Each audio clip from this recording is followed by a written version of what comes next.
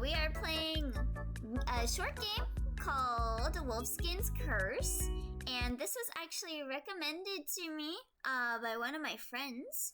This was recommended to me by Harpy, and I've always wanted to play it, but I never got around to it. Let me know how the audio sounds, by the way. Can you guys still hear me? But yeah, this was another game that was recommended to me by a friend, so yeah, I'm excited to check it out. I'm very, very excited to check it out. The art looks chef's kiss. Audio is fine, neat. Okay, good. Good. Alright then, let's jump right into it then. I know that this game is fully voice acted, so it's always nice to see that. I am lost. Ooh. Pray that I shall find my path. Pray that I shall not lose heart. Pray I see for who I am. Ooh. This, the only wish I have. Before I've wronged, so far gone. Ooh, I like his voice. All Hallows Eve, Sanctuary. Oh, so it's Halloween. Hooray, vocal cords get to rest. Yeah! Less voice acting. We should think of finding shelter soon, before it gets too dark. Ooh, their voices are all so good. Thank you for the hydrate, by the way, Twy. Oh wait, there's still some reading. Okay, I still gotta read some stuff. Ilona waits for Edwin to turn back into a human, closing her eyes to rest for a moment. There's only the sound of the forest until Edwin speaks to break their silence. I know that I'm asking for too much, but despite everything that's happened, would you please stay with me? Ooh? What? Edwin, please, calm down. Ooh. Oh, I see Zaidman found the new redeem. Here you go, Zaid. Oh, whoops. I need to get better at this. I need to get better at layering this item. But hello! You're going to horny jail, Zaidman. I'm gonna bunk you. Hello, lol, what? You came at a good time, Riku. It's time to get bonked. Oh no, what have I done? Lol. You guys bonk me, now it's my turn to bonk you. Oh shoot. I forgot to bring up tits. Hold on. Sorry about that song. Give me just a moment to fix that. Give me just one moment to fix that. I'll bonk myself in apology. I didn't redeem feet. Don't bonk me. No, you're gonna get bonked. It's bonking time. But it's okay. You guys bonk me too. It's only fair. It's only fair. I've got to bring up tits. Elio Laffy 2022. Okay. But yeah, there you guys go. There's your bonk. You got bonked, boy!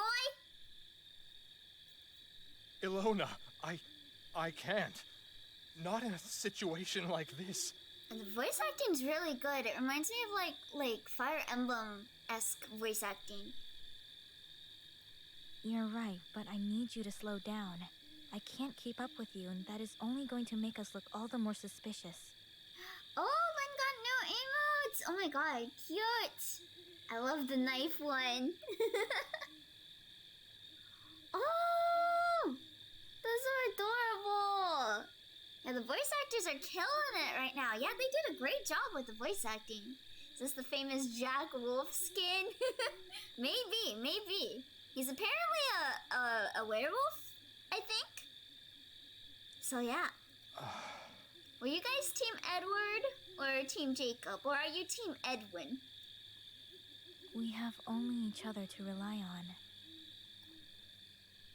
As she says this, she places her hand over his. His hands are abnormally cold to touch.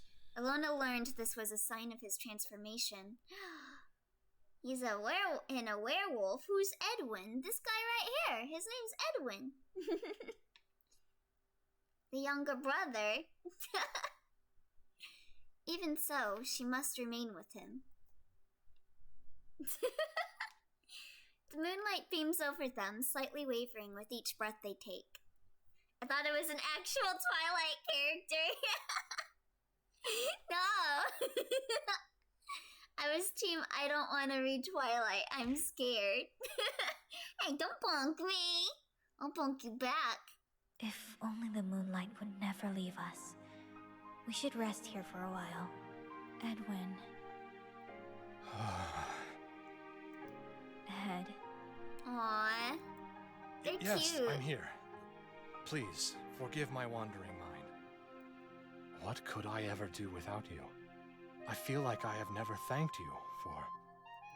You have thanked me more than The enough music's already, really good Edwin. too. I appreciate it. What's with wolves being called Ed? Wait, is there another wolf called Ed? They're soft? Yeah, they're soft! Their eyes flicker for a moment, and he's not shivering anymore. By the way, I believe I checked the character listings, and the main character, I believe is non-binary because they go by she, they pronouns. Eventually, they press on. They sight a lonely settlement on the horizon. Stone walls surround its perimeter. Huh. Oh wait, I'm dumb. Edward was a vampire, not a werewolf. Yeah, Edward was the vampire, Jacob was the werewolf. Edwin is also a werewolf. I haven't felt like myself lately, since the incident back at the Priory. Try as I may to blend in, to do good, and keep myself in check. I am a beast, through and through. What is it that we've done so wrong? Is us being together something so heinous? Is my existence such a sin? This is just right up my alley. Oh, the like, you're in love with like the werewolf or whatever, but you can't because like everyone considers them a beast. Yeah, now kiss, right? So Edwin is the love child between Edward and Jacob. Got it. I did not know the extent of the hatred that lay within their souls until that night. To go as far as to burn me alive. Oh wow, they tried to burn him? Is there something wrong with me, Ilona? I'm always on edge, fearing for our lives.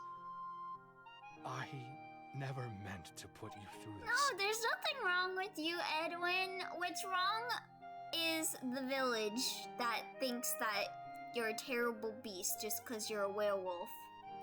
If you want my answer as a former nun, you and I have sinned. You said that you were a beast, through and through. You're not. You're... Ooh. Edwin immediately releases her hand, intertwined seconds ago, but now balled into a fist. The rustling of dry leaves brings with it a heavily armed guard and an archer wearing a cloak. Soft forbidden love is actually everything to me. I had a feeling you would like this game, Yan. It seemed very up your alley. A former nun? Oh wow, yeah. I guess she left the church behind to be with him. That's enough loitering around the town while looking suspicious, don't you think? I've been observing your movements from the battlements for a while now. Be grateful that the town master wishes to have a meeting with you, or else I would have already pierced you with my arrows. She pretty, but she trying to kill Edwin, so... But we... May we ask, to what purpose do we owe this pleasure? Sister, all I know is that the master called you. I sighted a nun and a man outside the town walls and informed him of this. I can tell your legs are shaking even from here, so make sure to comply obediently. Ooh. And I won't ask any difficult questions about you in return. Damn! I love her voice. I'm not usually a wolf person because of past stuff. I want to give it a chance. Oh, thank you. Yeah. She simply thank asked you. what business the master has with us. You're acting very feisty for someone who didn't even have the decency to introduce herself. Things that would be funny. She just shot at them because she was getting annoyed at how lovey-dovey they were right in front of her salad for so long. Honestly, that's relatable. Stop making out in front of me. Fair enough. My name is Anari. Happy now? Very. I'm not going to probe you or anything. You may be outsiders, but you look like decent enough folk. No need to come up with any grand excuses for why you're here. So, let's get back to it. Will you accept the town master's call? Ooh, can't wait to play as Brisket and Guilty Gear Strive. ID. I've actually had I've had Bridget's theme stuck in my head like all day. Oh wait, I should start with Toast. No, you're fine, ID. Welcome.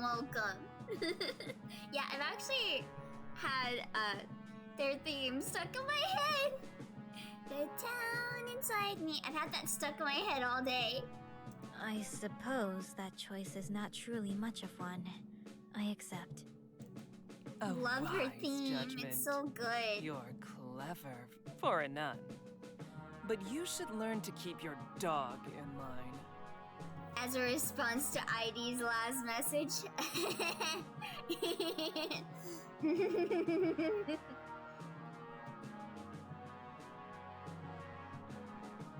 You're gonna get bonked. You're gonna get bonked, ID. Toast? You're the one that's gonna be toast. I mean, what if someone impersonates me? We'll be able to know it's you because you talk about toast. Excuse me?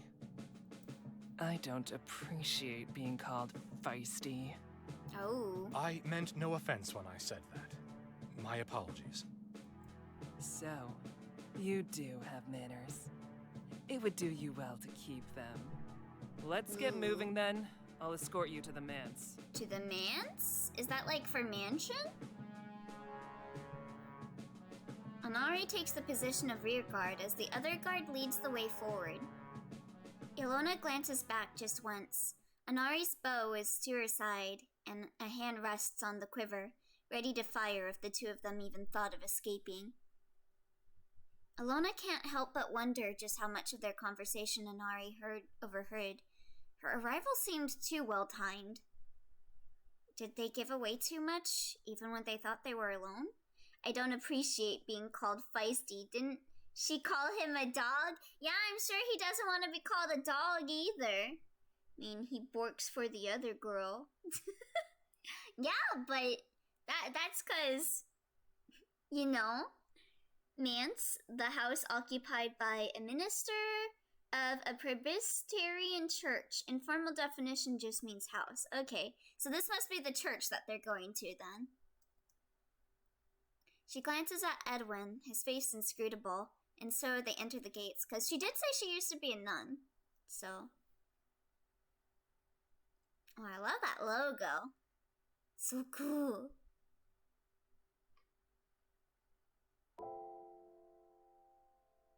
Ooh. When was the last time I felt any hope? Anything besides pain? The swelling in my chest is excruciating. Oh, 'cause he's turning. I truly angsty. wouldn't have made it this far on my own. Even if I hide what I am well, people can't help but to be suspicious. Apparently modders have successfully modded out Bridget's jacket thingy. I've seen that. Although, a town full of people not trying to kill me yet is quite an improvement. I like him. He's good. I love the angsty types. The town is bustling despite not being very large. A clock tower stands over the plaza. There's a large bonfire in the square, and there are carved turnips at the doors of all the houses. Oh, 'cause it's Halloween. What kind of decorations are these? Oh, if someone makes a maid outfit costume for Bridget, that's it. I'm buying Guilty Gear. As long as I'm not poor when I do. It's for All Hallows Eve, a celebration to commemorate the dead. You mean All Saints' Eve? Why are the townsfolk celebrating in joy then? Oh. You were raised strictly, Ilona. Father Ivanov never wanted you to know about these pagan festivals. Oh, yeah, because she was a nun. Young lad, please watch your step. One mistake and this weary old man is done for. I'm so sorry for bumping into you, sir. Kelek, we're the same age. She already initially had a nun outfit. I'd say, why not maid? Yeah! Exactly! Yeah, Hallows Eve. They actually, they used to carve turnips instead of pumpkins on Hallows Eve originally. Until, like, the legend of the guy that was Jack that became kind of combined with Jack-o'-lantern. Kind of made it be pumpkins. Fancy meeting you here, Anari. I didn't know you liked to take strolls. I never knew you had friends either. Oh. And who may you be, dear sister? I'm not sure we're friends. Pleased to make your acquaintance, anyway. I'm Kelek. Anari and I go way back. Yeah, Anari just tried to, like, shoot me with an arrow. Not sure I'm fond of that. That's not quite the quality I'm looking for in a friend, buddy. I never knew you had friends. She's me for real, for real. I was gonna say something like that too, like, Anari has no friends, huh? I know Jack about Jack. That we do, and I regret it. What, you never read the Pyro Jack entries on Shin Megami Tensei? You've just got to love that personality. Don't take her too seriously. She's always been like that. I see. I'm Edwin. Pleased to make your acquaintance. You were gonna say she's Twi for real, for real. I was gonna say she's me for real, but yes, that too. I want a Bork for Kellogg for the voice. The face makes me confused. What do you mean? You want a simp for Kellogg? Go right ahead then. As am I. My name is Ilona. Forgive my ignorance, but are you the master of this town? Me? Sorry, but no. I'm just a physician and herbalist. Did the master summon you? He did, but I don't know what business we have with him. I hope he's not trying to kill I should have Edwin. expected as much. Anari has a habit of leaving out the details and jumping straight to the point. I should get going, but we're bound to see each other again soon. Keep well, Anari. Alright. Anari only nods curtly, and the group moves along. Further into the town, they find a large house made of timber and stone. Oh, a church. That looks like a church with the stained glass. Anari knocks on the door. It's answered by a man and woman in fine clothing. They step outside of the house. Sir Eldin, Lady Salome, I've brought you Sister Ilona and her companion Edwin. Hmm. They got nice So, designs. man was with her after all. At first, I thought a holy woman was being accosted by some blackguard. To think that he was her traveling companion. Heh. I understand I may not have the friendliest appearance, but I have sworn to protect Sister Ilona from harm. Oh, this is indeed unexpected. Anari's eyes are keen, but perhaps only for hunting her quarry. Heh? True. There's no need to understand the conversations of beasts to hunt them, only their behavior. Stop treating him like that. Judging by Anari's report, I would have thought she was describing a saint. Thank you for your kind words, but they are far too gracious to be wasted on me. I have not done anything to be deserving of such praise. I thought you might be able to join us for tonight's feast for All Hallows Eve, and to perhaps lead us in prayer. I don't It's not every day that you see a nun, and I don't much think less she in wants such to- unlikely company. So, would you accept our invitation? Okay, well, as long as they're accepting of Edwin, I guess maybe she might be okay with doing the prayer. But I feel like since she left behind the nun life, that she might not want to do that. Ilona considers this carefully. She and Edwin had drawn too much attention already, so it surprises her when Edwin speaks without any fear. We will gladly accept. Ooh! Boo! Ah! She left behind the nun life, not the religion, though. Oh, true. Very true. Tonight's banquet will begin shortly, but you should still have time to prepare for it. Anari, let us debrief in the meantime. Annery. That's how you say her name. Annery. It'd only been a few days since they were on the run. Ilona could scarcely believe that they were welcomed so readily. They sit at a table laden with food. A rich-colored beetroot soup, mulled wine with spices, pickled vegetables, a glistening whole roasted pheasant, and even more dishes than one could name. A patisserie chicken. It's a patisserie chicken! Seated at the table were two new faces. Flor, the daughter of Olden. On Flor's left side was Isley, an assistant to the house. Shut! I swear to God, Elio.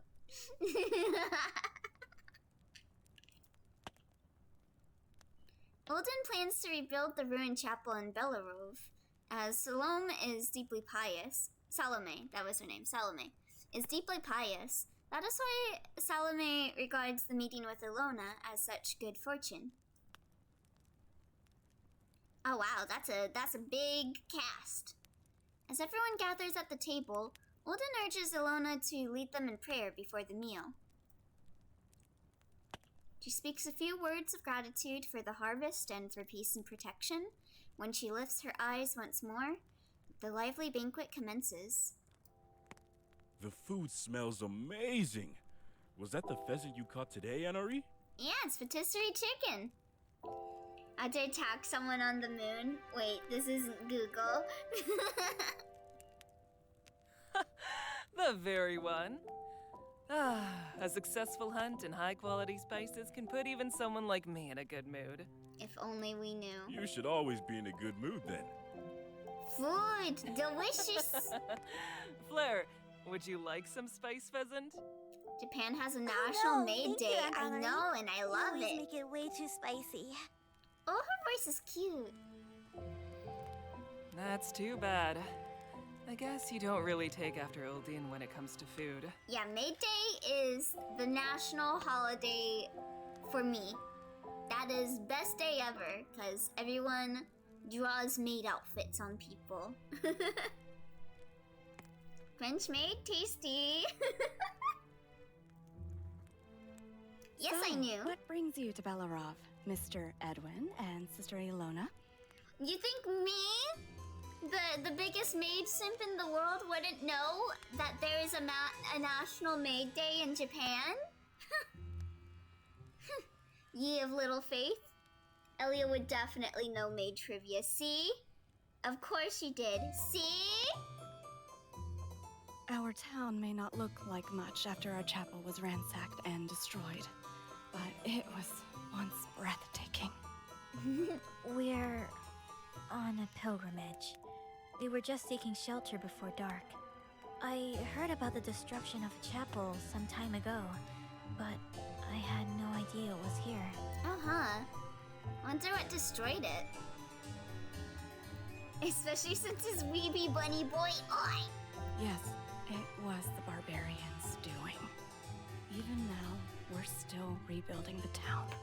The faithful have moved on from here. Oh, it was barbarians. Was Dave among them? Elio is the go-to person to ask about maids. I miss having someone to share my connection with God, so I am sorry to impose my sudden invitation on you. I mean, it's fine. I mean, you guys didn't persecute, like, Edwin, so that's good. I'm more surprised at the date itself. Yeah. Well, like, May Day, like, the reasoning for the day, like, June 4th, I believe how you say it Well, no. It's May 10th, sorry. May 10th. May-do. Yeah, May-do. May-do. I think 10, like, I think do is another way to say 10, but I might be wrong. Belarov is home to people of many faiths. Many of us have traveled from afar, like myself. Elio saying oi as a reply only helps my case.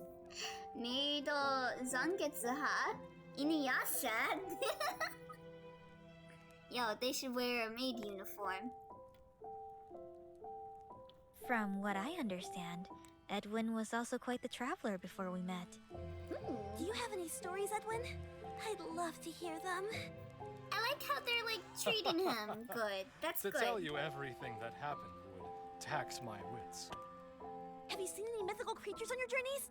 Ever met the fair folk? I've always dreamed of finding one. Oh, do they not know? Let me think. There was this one time I had an encounter with a giant. Edwin regales the table with his tale of encouraging a giant when he was atop a mountain. Fleur and Salome listen with rapturous attention. If Elio debuted on May 10th, would it be everyday maid outfit? Someday I do want to get a maid outfit, like alt model. That would be great. The first name I get from my hatena, that's what I will name it. Maid. Meido zangetsu ha? Or Meido?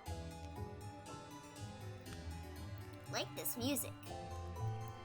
Even Kellogg takes an interest in these tales and starts telling of his own travels. He loses track of time and he decides that it's getting late and he needs to head in early. Anari leaves to get some rest for her shift as the town guard. Both of them bid everyone at the table a good night.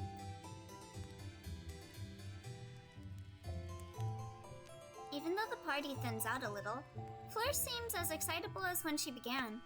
Even Ainsley, who kept to herself as she ate, joins in on the conversation. You've really traveled a long way if you came from across the sea, Edwin. Ooh, cute. Now, I'm wondering, how did you meet Sister Ilona? Oh, he's That's blushing. a story for another time. I'm pretty tired.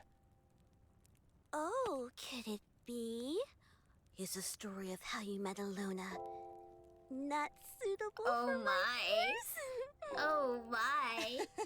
Is that it? You might be onto something, Fleur. Oh, is it a Girls these Barney days are story? sharp. I gotta get Barney in here. No, that's not it at all. It's not that interesting compared to my other stories. I was under the impression you two shared a forbidden romance. Perhaps the strange forces that wander tonight will tip the scales at last. It's time to tip the scales. Fleur needs a Fleur, bonk. You shouldn't tease Guess. And you really shouldn't encourage her, Isley. Mother, it's All Hallows Eve. Tricks and pranks are all part of the fun. I'm merely teaching Sister Ilona about this part of the festival. She shouldn't be so serious and uptight all the time. Well, they said they were on a pilgrimage. If their sins are meant to be forgiven in the end, they should be able to sin along the way all they want. Oh ho ho!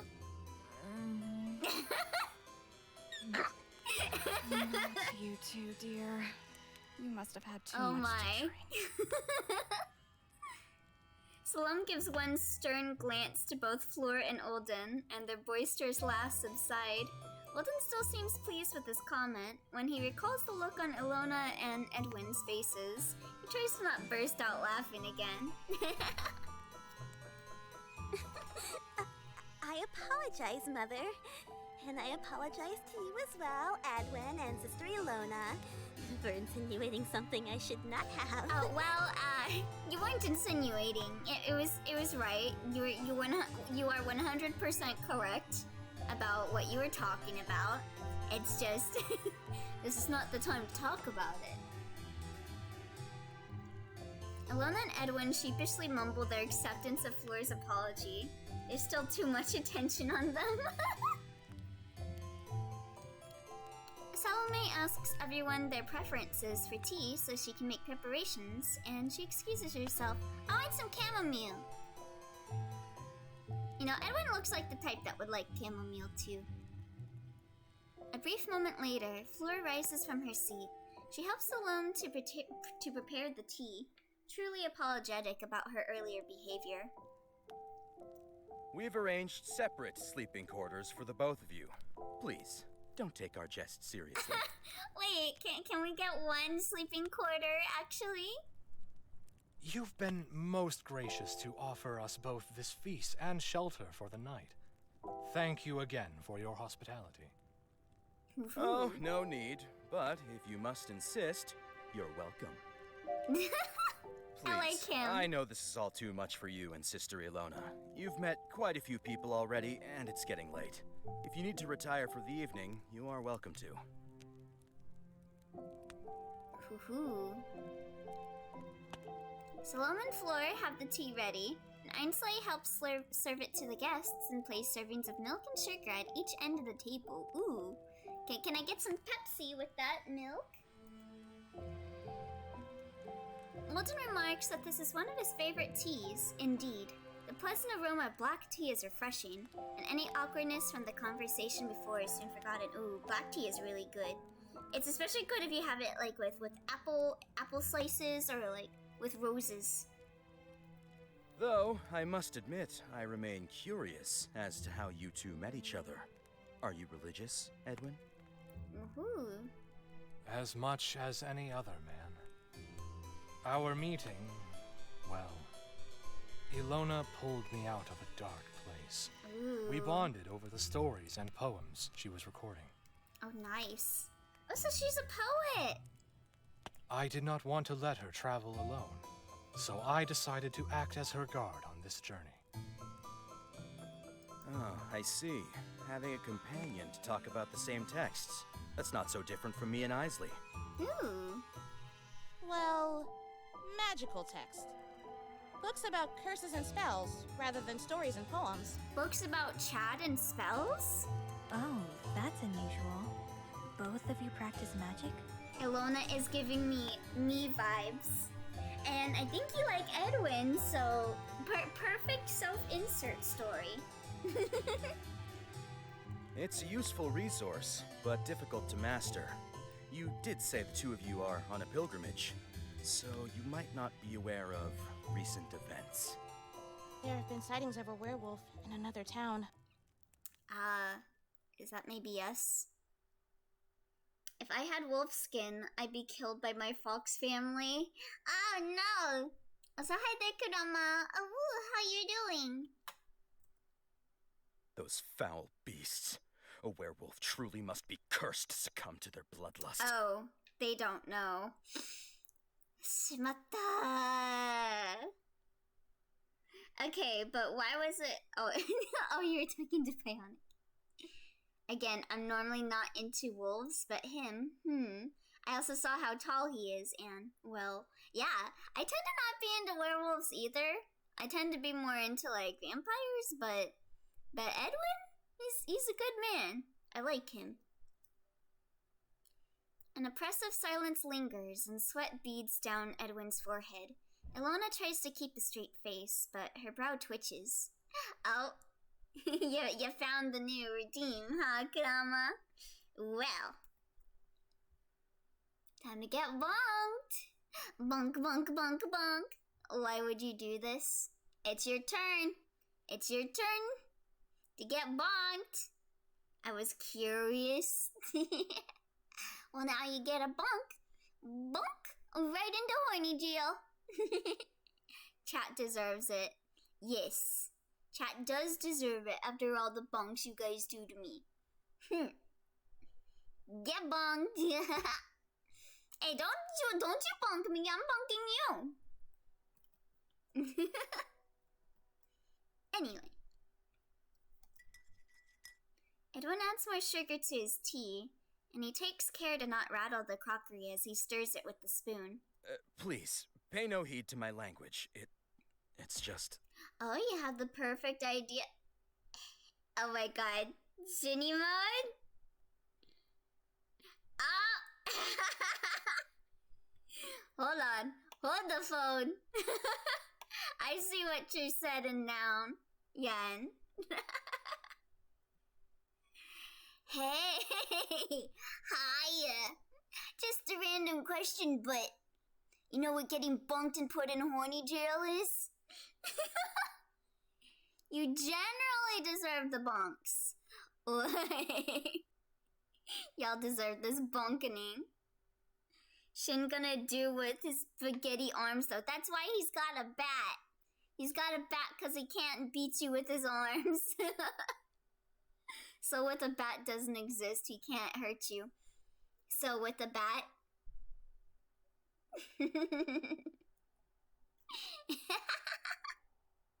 What did I do? You said toast in chat. Belarov was once an old fortress, so we don't have to worry about monster attacks. But in my youth, I experienced an attack firsthand. Seeing with huge hands makes me feel weird. I'm sorry, I'll fix it later. Elio, he literally has a smaller fighting stat than Kana. Shin in his yaoi hands. Yeah, that's part of what's relatable for Shin though. I'm probably, if I were to like do my stats, I have a terrible fighting stat. Like, I have to use a pipe or something if I were to get in a fight with someone. I'd need to use a weapon because I cannot with my bare hands. Oh no, he's pulling out the evil laugh. Although he does that every time he laughs. But there you go. There's your bunk chat. Enjoy. Olden details a dramatic hunting trip in his youth with his older brother and subordinate. A werewolf... I can't speak. A werewolf attacked the tent in the dead of night, but Olden fended it off with fire magic. Oh, so there's fire magic in this world. Oh! That was what Edwin was talking about earlier. His subordinate was torn to pieces and Olden's brother had his legs nearly hewn off. Wasn't Edwin talking about how he got lit on fire before? If it were not for my study of magic, who could say what might have happened? Ooh.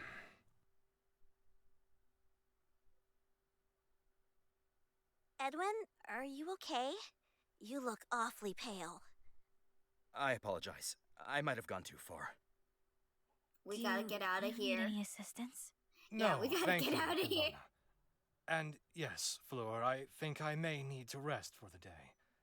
Please excuse me. My mind's been all over the place.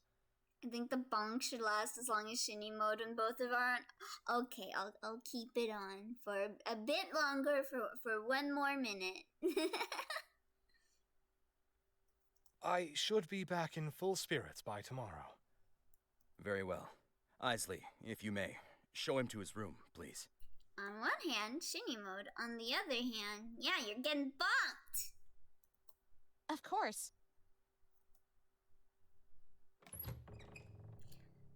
Isley unlocks the door by the stairs and opens the guest room. She makes Edwin the key. The other hand is Big Yowie hand. I think, Elio, that there should be a new redeem for Shinny Bunk mode. Make it 6969K. Oh wait, it's Shin Horny Bonk. We never gonna reach that. I don't know. I mean, Jackie and Yan probably have quite a lot of points. Having separate sleeping quarters is more than Edwin could normally ask for. In this style of house, he had assumed that the guests share one large sleeping space. He was prepared to run out of the manse and to be alone in the darkness of night. Alright, let me get rid of this now.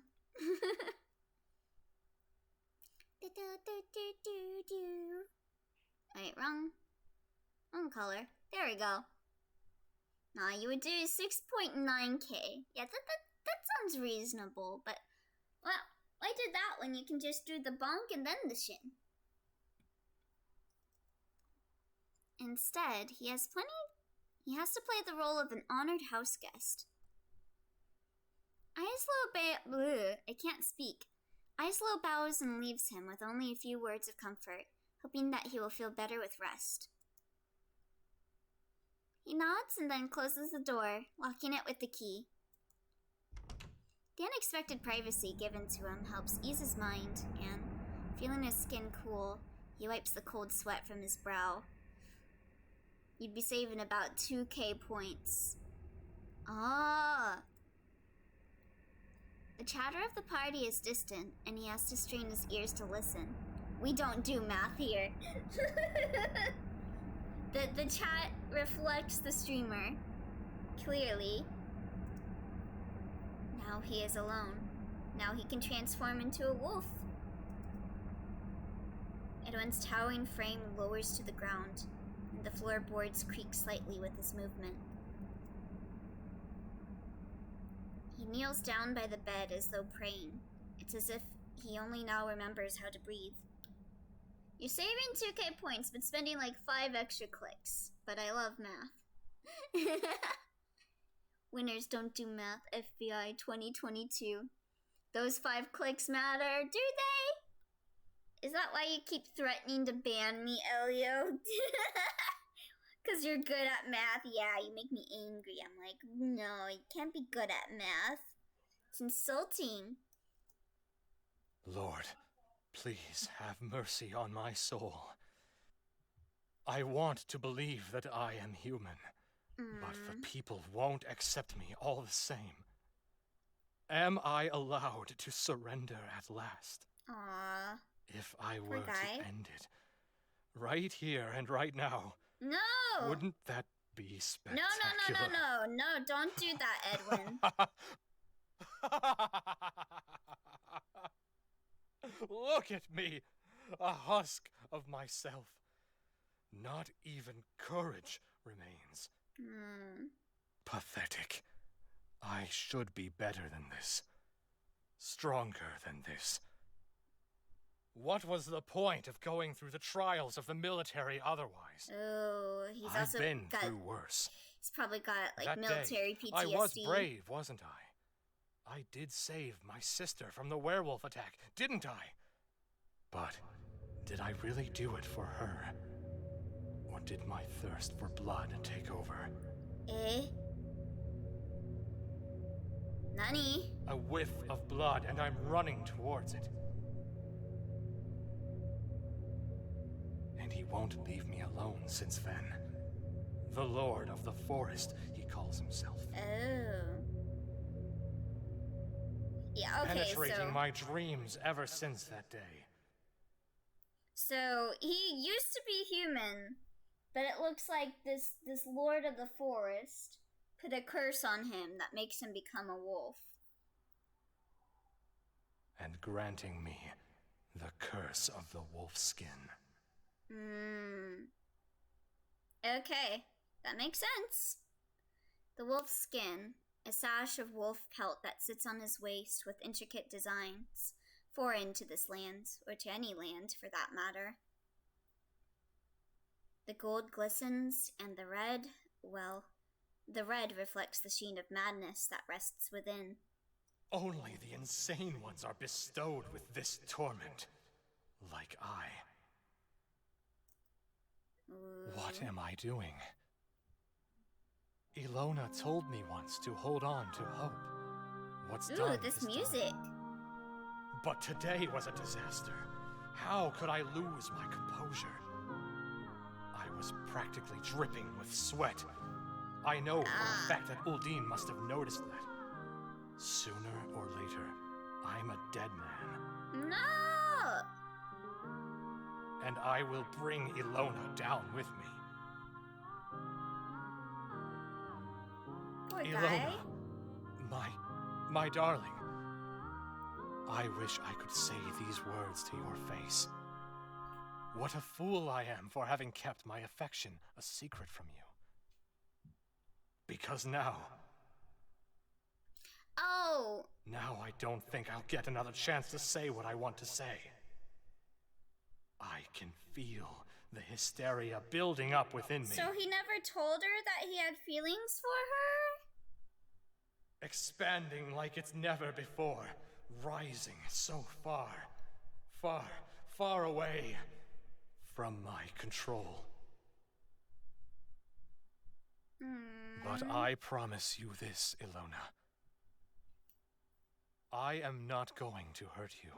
I am going to do right by you. I am not going to hurt anyone who's innocent. It may seem the other way around, but whatever I do, I will have a damn good reason for it. Ilona stayed after Edwin's exit to ask Olden and Ainsley about the nature of curses, but the conversation that followed was dense and difficult.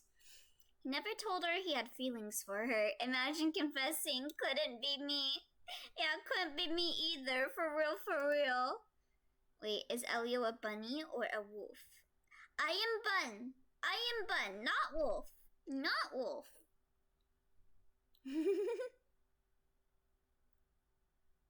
By that point, Fleur took her leave, no longer interested in the dry and tiring conversation at hand. Oh, whoops. I didn't mean to skip that. Hold on. There we go, history. Ilona tried her best to keep up. Olden tried to challenge her with theories that needed to be formed on the spot, and, at times, it turned into a messy debate. The rest of the party retired to bed before midnight. When Salome entered, she became the mediator of peace, and that was when everyone agreed to call it a night, departing from the main hall on friendly terms. Salome ushered a rather drunk Olden back to bed. Ainsley showed Ilona to the room that was prepared for her, and they bid each other a good night. Ilona opens the door and wonders for a moment if she wants to lock it. Her head is swimming, either from the spiced wine or the meandering conversation. I misheard what Elio said as, I am butt. I am butt, not wolf. No, I am bun. I am bunny. Not buns. Bun. And I wonder how he's doing. That conversation earlier really took a turn for the worse for him. You gotta check on him. He's not doing good. His room is on the right side of hers, and Kellock's on the left. Ilona presses her ear up to the wall, separating her and Edwin's room, but hears nothing from the other side. Not a sound. He's probably asleep. No! Please check on him. He's not doing good. I should get some rest too. No! So we can both leave early tomorrow. The people here are kind, but there's too much risk if we stay. We have to keep moving. Please check on him. She thinks of going to see him, to maybe knock on his door and to check up on him. Yeah, maybe you should do that. However, in the end, she decides not to. Ilona can only trust him to be cautious. She cannot continue to worry about him. It can make her restless. No!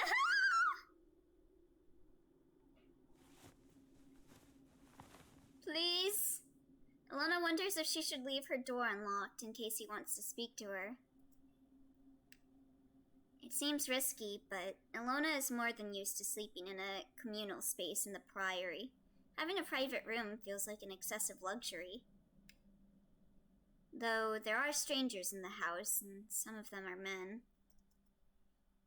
Edwin would have wanted her door locked. She goes to the door and turns the key in the keyhole, hearing a reassuring click. Not a sound. He's probably asleep or dead. Yeah, please check on him, Ilona. No. After a silent prayer, she crawls into bed.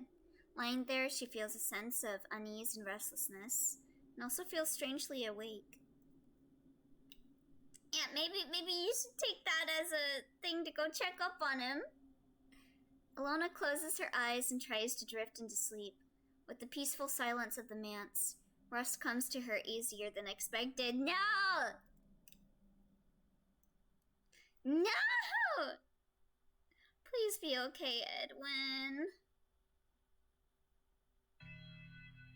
You're too sexy to die. The piercing sound of a howl wakes Kellogg first, followed shortly by a woman's loud scream. His door opens with a slam, sensing something is incredibly wrong. He dead. Oh boy. Ilona hears footsteps rush past her room, and her eyes flutter open, registering what woke her. Checking up on him, that sounds like the cautious, not plot-advancing choice. She puts on her habit, covering her head, and hurries out the door. I am not the wolf, ID! Kellogg stops on the stairwell when he sees her, turning his head back to see Ilona. Edwin is not with him. She looks to the door next to hers, on the right. There's no time to lose. See if you can wake him up. I'm going on ahead. Oh boy. Please be okay, Edwin. He runs up the stairs. For a man who always seems so wary, there's a vivacity in his face now that danger is present. Ilona knocks on Edwin's door, listening for any sign of life in the room. Edwin, it's Ilona. Silence. She knocks again, this time urgently. Still, there's nothing coming from the other side of the room. She turns the handle, the door is locked, and there's no reply. How would you know if you're the real Elio? 'Cause it says it on my birth certificate, Elio Lappy. So I'm Elio, so I know. Don't you play these games with me? No, please no. Ooh. Ilona feels her heart lurk. She stumbles up the stairs, finding Kellogg in the door, to what seems to be the Master's chambers. He knocks urgently and tries ramming the door with his shoulders, but grunts when the door wouldn't budge. It's no use! Damn it! If only I was stronger. I'm going to get Annery. Something's wrong. Oh boy. The servants' quarters are on the other side of the house up the stairs. Get a master key for this door. He's not in there, is he? Ilona nods and follows Kellogg's instructions, passing through the now empty hall and up the stairs. That wolf was him, wasn't it? She finds Isley first and explains the situation. Isley's eyes go wide as she fumbles in her long green robe, producing a dangling set of keys and nearly dropping them in her haste. I have a copy of the master key! Come on! There's no time to waste!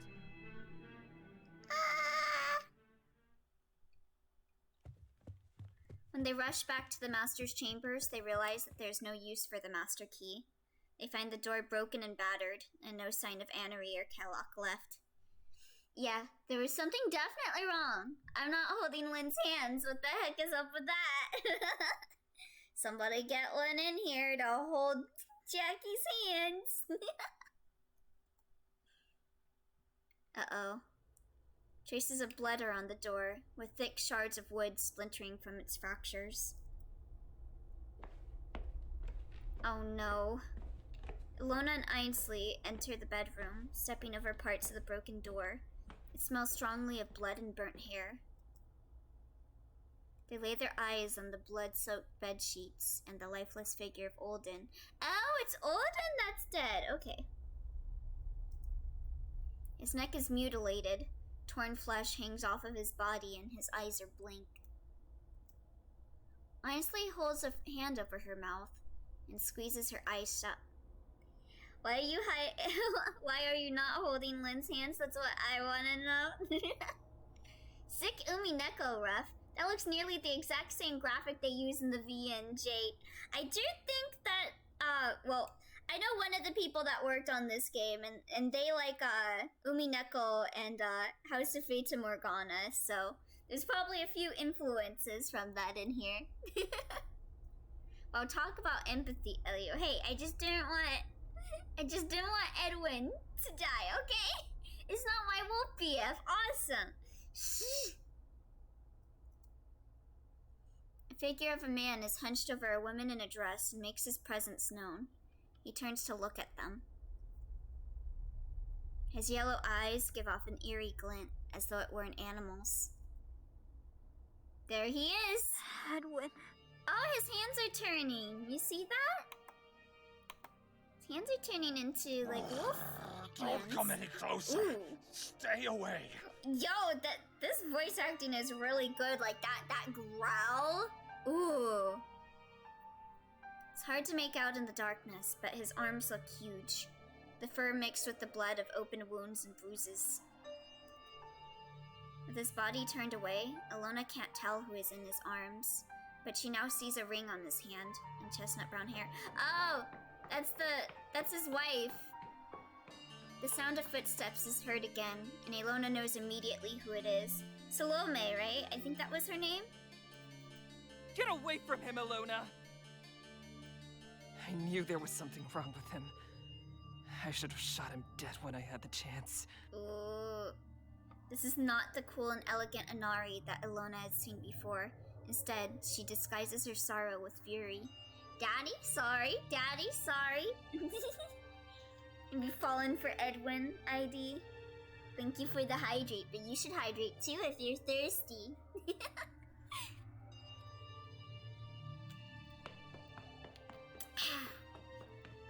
Alona can't move. With Inari's arrow trained on them, Kellic rushes in, carrying a healer's kit. Edwin sets the body of the woman down and backs away. Kellic checks the unburned section of her wrist. There is only the sound of Kellic choking back his frustration and dismay. I was too late. I'm so sorry. Aww. I couldn't save them. So what happened? Kellic is on his knees, facing Salome's corpse. All the jovial cheer that he displayed since meeting Alona vanishes. He resembles a husk of a man. Inari moves in after seeing that Edwin shows no signs of retaliation. We need to restrain him. Flair's gone missing. Oh, is Fleur hurt too? I didn't do it. I wasn't the one who did this. Ooh. An honest man would beg harder for his life. You sound like you've already accepted your execution. Okay, so it wasn't him. It was someone else, What happened? A man died, Elio. Focus, I'm trying! But Edwin looks too attractive. Wait, please give us a minute. I want to talk to Edwin. Fine. 1 minute and no more. I'm sure you wouldn't be so stupid as to try anything. Wow, But be warned. Wow, this really is just like a werewolf game, for real, for real.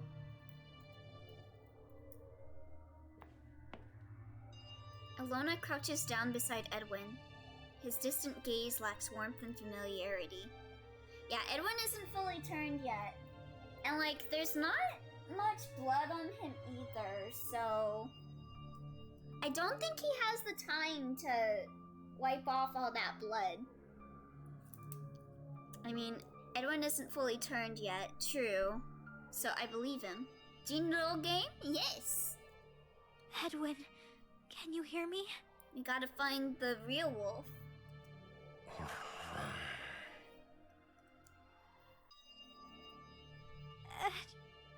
Aww. Oh, whoops. I am so sorry, Ilona. I wasn't able to control it. Oh, is that why he's saying... Okay. So, I'm guessing it is him, but he counts, like, the werewolf self as not him, in a way. So, saying that he's unable to control it, but also saying it wasn't him. It was the werewolf self. True, yeah, and it could be just artistic rendition. Adding blood splatters on the sprite isn't hard. So you did it, but you also didn't do it. Yeah, like, I'm guessing the werewolf self is a different personality. Maybe? Do you swear that you didn't kill them? When I entered the room, Oh, okay. they were already like this. Oh, okay, so he just You straight up weren't the didn't kill one. them. Something's wrong. Your hands, they're not turning back. Stop. Time's up. Okay, so it was not him. It was another werewolf, I think, yeah. Inari's voice is enough to cut the two apart, and Alona lets go of Edwin's hands immediately. I can't say I trust you quite yet, Ilona. You seem like a clever girl. And who would dare suspect a nun of planning such a gruesome scene? Oh my Turn god, it yourself in wasn't quietly, us. Edwin, and I'll make sure her interrogation isn't painful. Whew. Ilona isn't sure if Edwin obliged so easily, because he feared for her safety, if he truly has given up, like Inari said earlier. He wordlessly lets Inari bind him with chains, not with chairs. The moment when I make myself ready for bed and Master starts screaming, I'm so sorry, Pika, but hello! How are you doing? I'm making a hard read. It's not a werewolf, it's a human. Flora is missing. Yeah, Flora is also missing, so maybe Flora is the other wolf. Yeah. It might be her. It could be her. Inari escorts him forcibly out of the mansion and takes him underground to a dungeon. The only thing Ilona sees before the doors close is Edwin's taciturn and listless expression. Oh no. It wasn't us. With Edwin locked away, the remaining members of the party gather in the town square. Ilona, Aisley, Kelluk, and Inari. Nobody could find Fleur in the manse afterwards, her room and bed empty of her presence. Okay, yeah, I think it might be Fleur that did it. Possibly. The sun is not... Guys, please don't bully Pikachu that much. The sun is not rising yet, and the clouds are dark and looming. There's a damp chill in the air. What now? It's obvious that Edwin is guilty, but I'm not sure what to do with a nun. Don't be hasty, Enari. There's a lot we don't know yet. Besides, I'm certain I was the first one to wake up. I didn't see Ilona do anything suspicious. Fleur would be a bit too obvious, That matches up maybe. with what I saw of her. It just doesn't seem like something Ilona would do from what I know of her. What? You think she would let you in on her plots in one night? That's precisely it. She's awful at keeping secrets. Oh. It's fine, Master. I'm not that soft. I can take it. Oh, okay. If she really was involved, I don't think she would be able to hide it. Nari tries hard not to grumble, though Ainsley does have a point. Ilona, did you know that the man was a werewolf before entering this town? Yes. In my presence, he's more capable of controlling his transformation. And yet you've been harboring a monster, regardless of the consequences? Unfathomable. Listen, he's not I'm bad! searching for a way to cure him of his curse. That is all. Please, I honestly don't think he did it. There must be more to what happened. I can help you find it.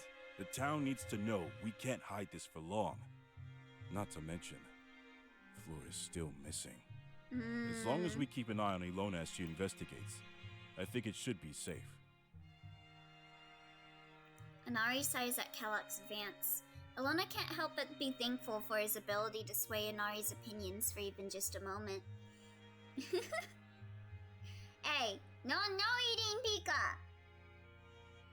I would recommend not to try eating me. Yeah. No pudding. No Pika pudding. If you want to eat Pikachu, you have to go through me first. Yeah.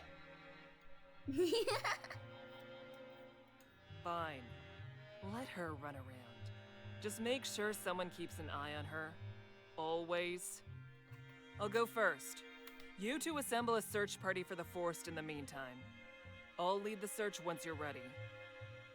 Ilona, you have until sundown. Prove that Edwin is innocent, or I'm going to personally make sure you won't like what's coming to the two of you. Ooh. Kinda wanna get it wrong, because I kinda wanna hear what you're gonna do to me, Anari, but also till sundown. It's already night. So, like, does that mean like a full day? Act 2, All Hallows Day, The Curse. Ilona takes a look once more at the corpses of Salome and Olden. Kellogg examined the bodies when Edwin was being escorted to the dungeon. According to Inari, his role as a physician was extensive, and he treated many people during the war. This also meant that he's seen many corpses, making him considerably accurate in determining the time of death. The methods and reasons for their death are clear. To do a further examination, Kellogg would have to perform an autopsy. Ooh. From what Ilona could see, Olden died of blood loss from a wound to his neck, and Salome shows signs of burns surpassing the 3rd degree. Oh, okay, so it's like a repeat of what Olden mentioned happened to his brother a while ago, a few years ago.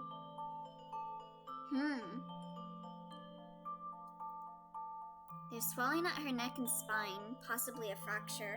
Both of them died at around the same time, shortly before they entered the room to witness the gruesome scenario. Could Salome have survived that attack? Even for just a moment? Yeah, Pikachu is the head knight, but also ultimate. Alana looks around the room and sees the scorched walls and destroyed tapestries and paintings. Apparently Olden was capable of using fire magic. Did Salome get caught in his attack? I can't really imagine that happening.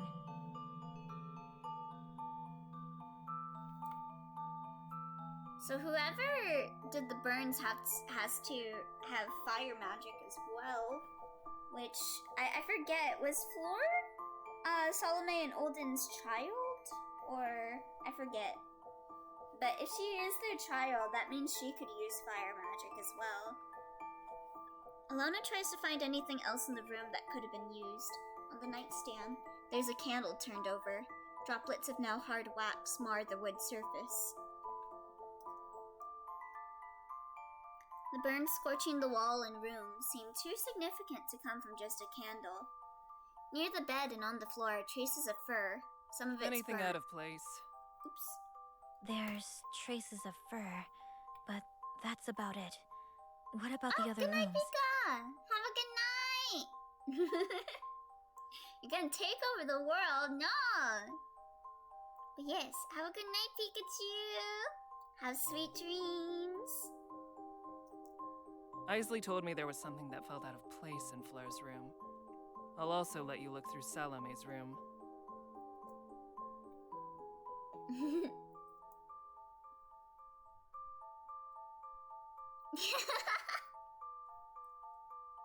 Ilona decides to look in Salome's room first, the room closest to the master's chambers.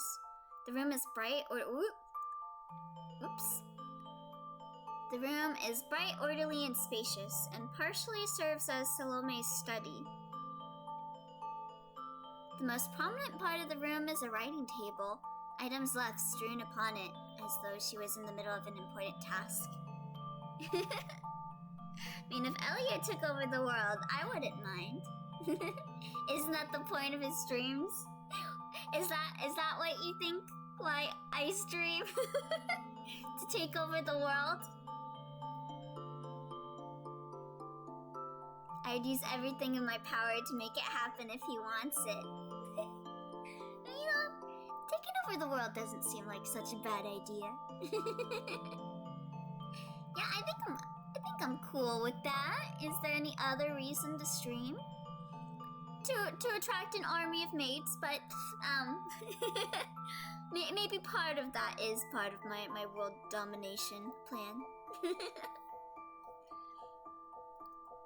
She asked you to go over the events of the day with her, after she met with us. I assume you came to her room, Anari? Correct. I gave my report about seeing you and Edwin for the ladies' record keeping.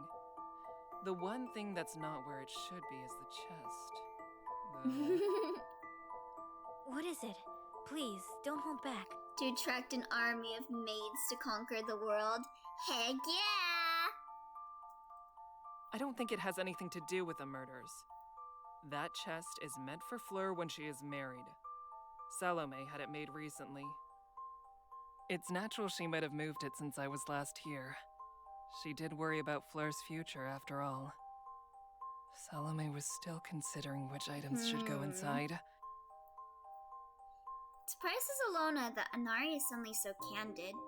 Salome and Anari were closer in age, and it made sense that Anari acted as Salome's confidant. Then they moved to investigate Fleur's room. Alona couldn't help but be curious about what Anari said earlier. Opening the young girl's room, both of them noticed a distant lump in the bed. Huh. Is that a wolf, maybe? Fur, maybe? Is she a wolf girl? I wanted to leave, so I will do that now. Maybe. Okay, I will go. Alright, have a good night, Pika.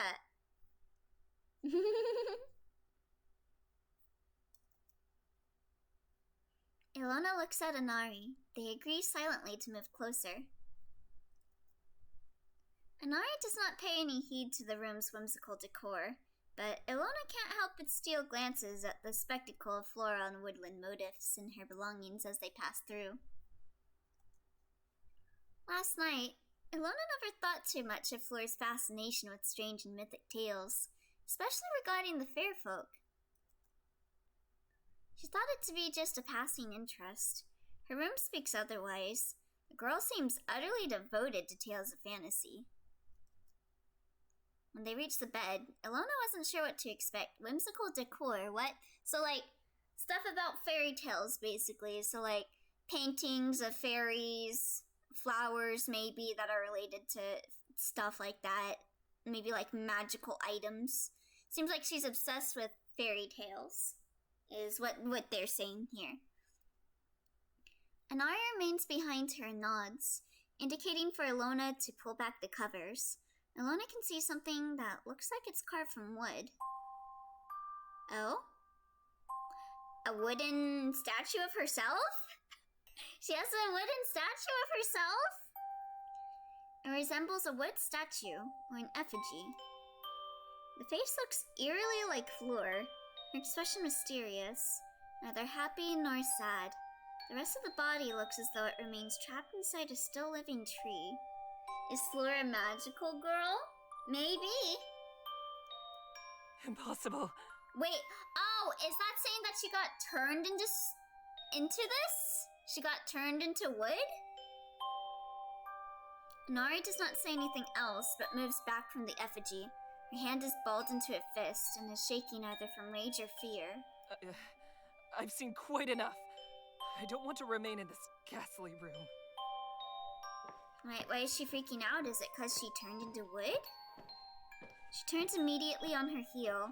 The sudden reaction surprises Ilona, and she's unsure whether to follow or not.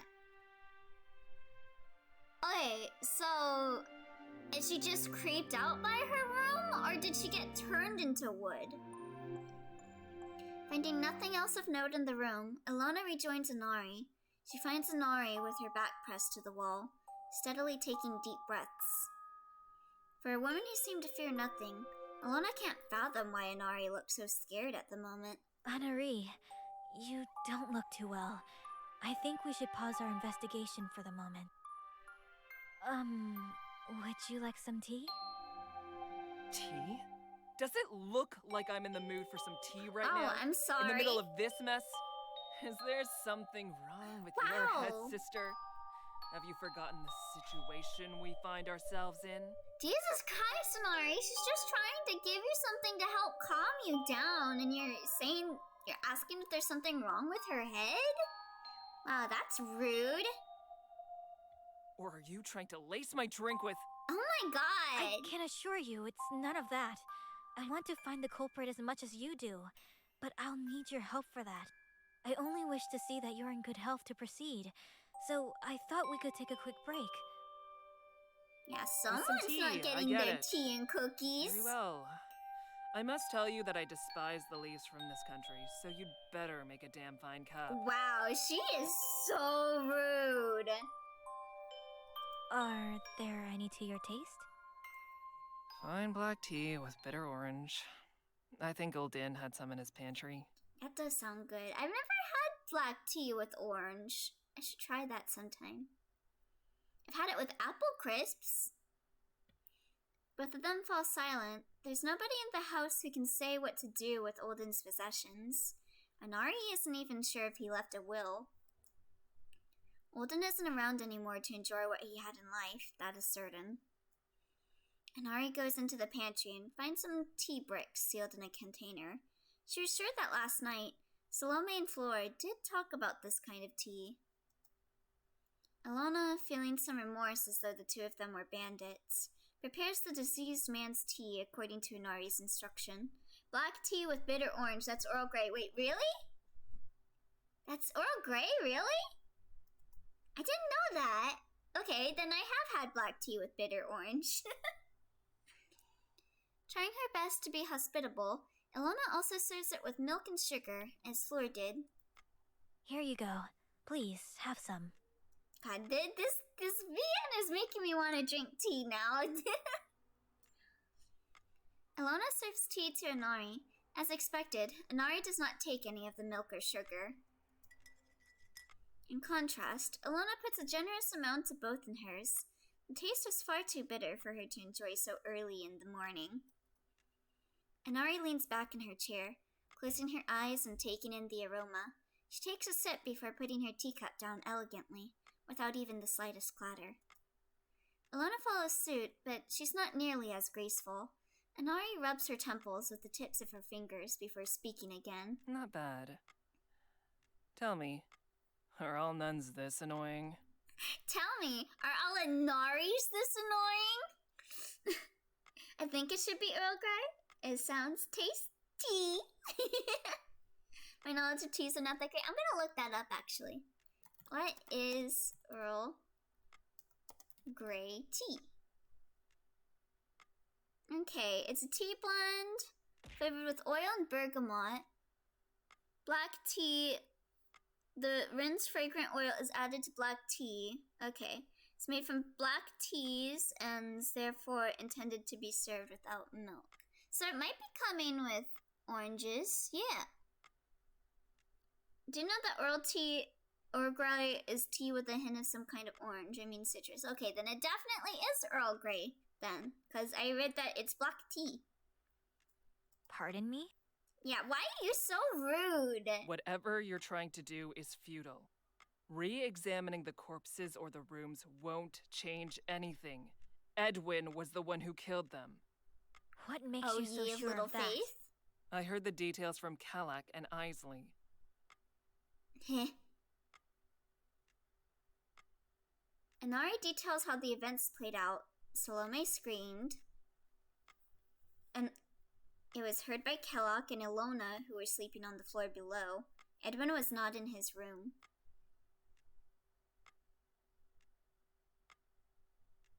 Therefore, Edwin was already inside the master's chambers at the time of the murder.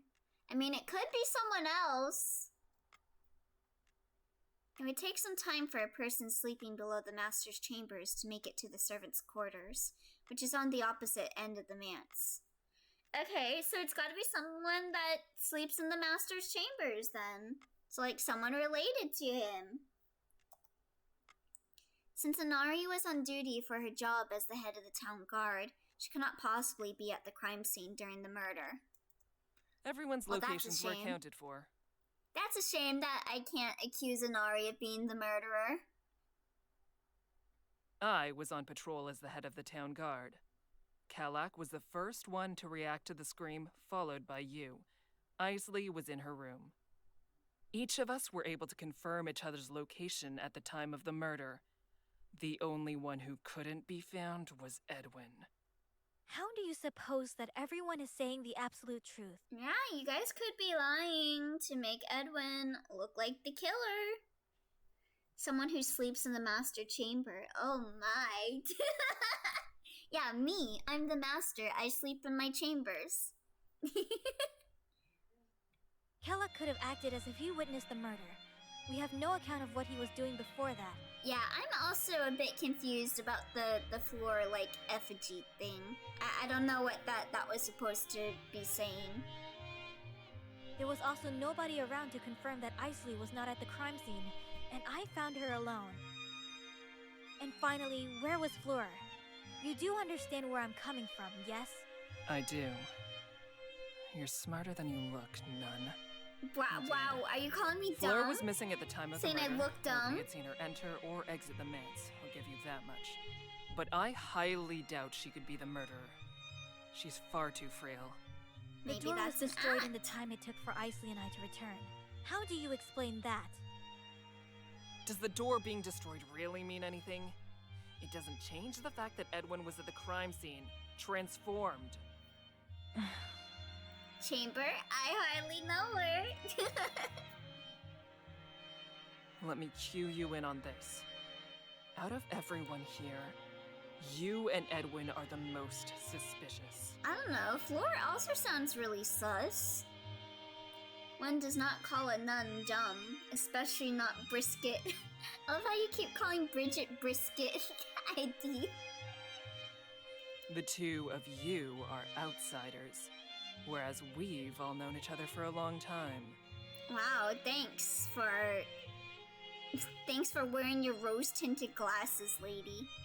I don't plan on letting my bias against the two of you get the better of me, however. Let's start at the Are beginning. you sure? You could have fooled me. What could be the motivation for the murder? Sounds like you're Kellogg was heavily an biased. associate of Uldin and I during the war. He's selfless to the point of stupidity. I guess serving as a medic will do that to you. It's hard to admit this, but I consider Kellogg to be a close friend. He is a kind-hearted man, but Yeah, that is he no seems reason nice. for letting him off the hook. He simply has no reason for murder. Please, explain. He's as kind as he is weak, so I doubt he could overpower both Uldin and Salome. Anything he could have ever needed, whether coin or rare books on magic, he could have simply asked Uldin. Blame the tweet? What tweet is this? Let me look. I have not seen any tweet calling her Brisket.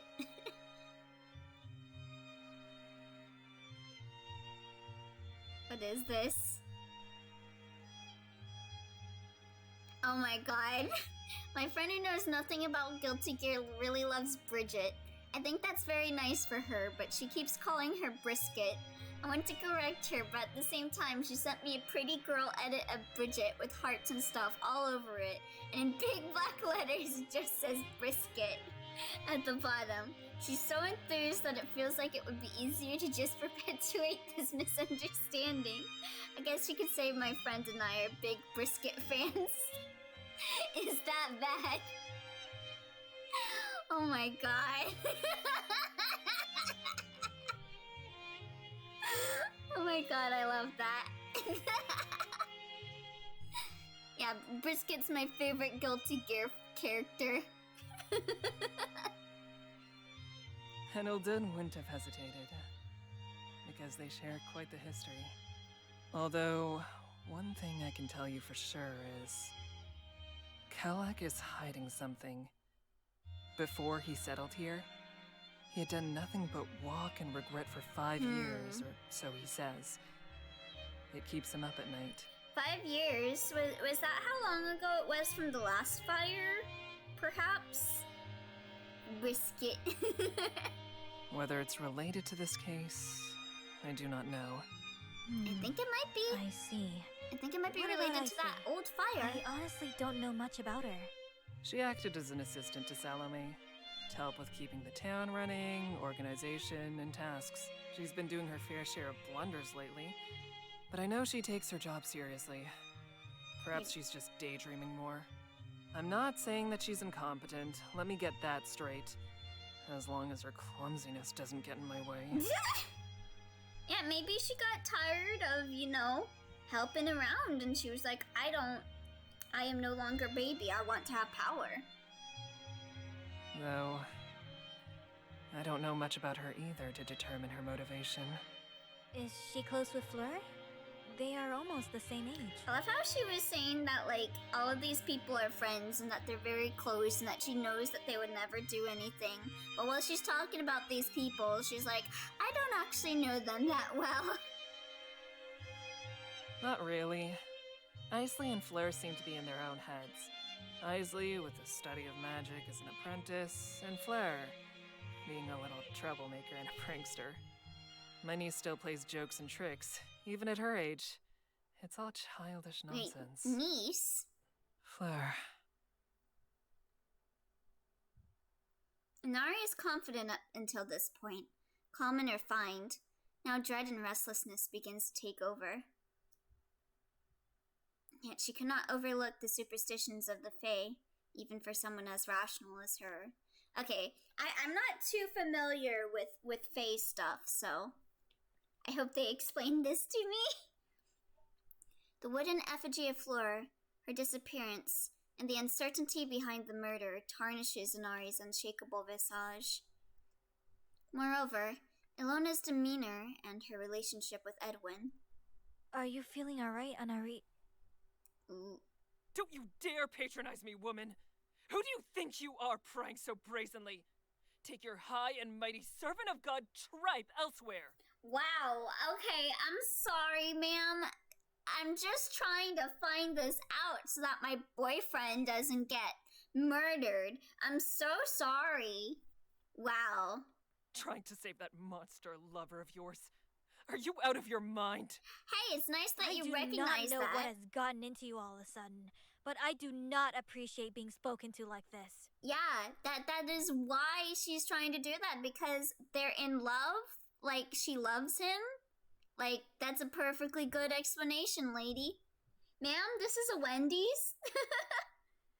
If the effigy is the actual floor, put that somewhere else. I showed compassion for you when time is of the essence. Instead of listening to you berate me, I should be finding the murderer. Yeah, fuck you, Inari. Silence looms over, waiting to be broken. Inari glares, her hand instinctively touching one of her arrows. She grimaces and folds her arms across her body. I'm sorry, I didn't mean to lash out at you like that. It's just, I want to find the culprit behind this mess. Honestly, with how much Inari has been lashing out at you, Ilona, I think it's perfectly valid for you to lash out at her too, Hunty. It's fine. If the eye standing here was the Inari a couple of years back, you would have been mutilated by now. Wow, nice to know, However, Inari. Thinly veiled threats. Love it. Who you choose to be with is none of my business. I know violence for the sake of it won't solve anything. Though we may not see eye to eye on everything, Nun. I quite like you now. The tea must have swayed my opinion. Is I'm she sure. like the type of person that, like, yells at someone because they like them? Yeah. I don't like people that insult me. I'm not taking a liking to you, Inari. I'm not that type of person. Since we're on good terms now... Inari calling themselves old. We are not on good terms, lady! What is this? We are not on good terms. And I can't bear to see you with such a sad face. I'll let you in on a secret. There's a cure for lycanthropy. You may be rid of the beast that lies within your dear beloved. Oh? And for your and Edwin's sake, I suggest you use it. Okay, why didn't you tell us this earlier, though? Which is? It's for the lichen to die, of course. Oh, shut the hell up, Inari. She is getting on my last nerves. Get the hell out of here. You're an asshole to the highest degree. Fuck you. The look on your face. Brilliant. She's just trolling us. No, don't give me that look. I was only kidding. Partly. Shut up. I don't give a fuck about what you're gonna say, Inari. Get the hell out of here. Son of a... Yeah, what the hell is this lady's problem? Anyhow, enough chit-chat. I must go and make preparations to lead the search party for Fleur. Okay, you're like, why aren't you... Oh my god. Okay, she's like, oh, I was just kidding, just partially. Well, why don't you, like, explain? And now you're leaving. Now you're leaving. Oh my god, I fucking hate her. I should take my leave as well. There is much to consider after what we've seen today. Indeed. I can't wait to hear what kind of answer you will give at sundown. Oh my god, shut the fuck up, Inari. What if Inari is the other werewolf? I still think the culprit isn't actually a werewolf. Yeah, there was like fire and stuff, so could be just someone that can use magic. I don't know. I can't ever tell if you're on my side. She is not. Too. She's just a troll.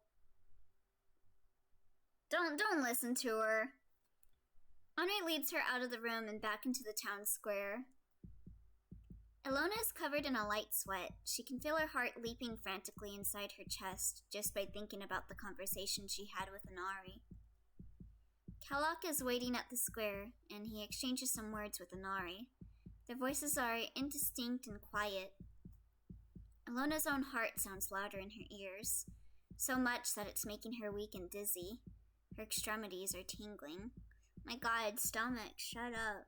I know you can smell your family-made food, but they probably aren't even gonna give me any.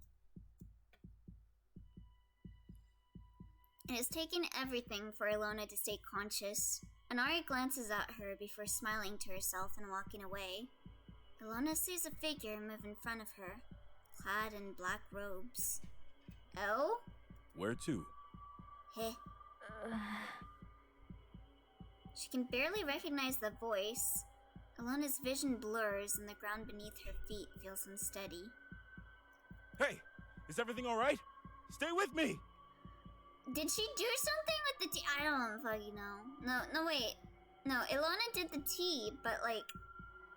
Hey, Elio, do you have food to eat in between games? I can get a lunchable from the fridge, I suppose. Ilona? I think I have a lunchable in the fridge. Did I eat all of them? Yeah, no, I think I have one more left in there. When Ilona opens her eyes again, she's in an unfamiliar bed and room. The air is heavy with a medicinal smell, suffocatingly so. She feels far too aware of her body. Her mouth feels dry, and her heart still feels like it's beating too fast. Was I? Take it easy. You're safe. We're still in the manse. You sure, Just Elio? how long was I out for? Because so many burgers would not be too great. Okay, double check. Okay, I'll go double check.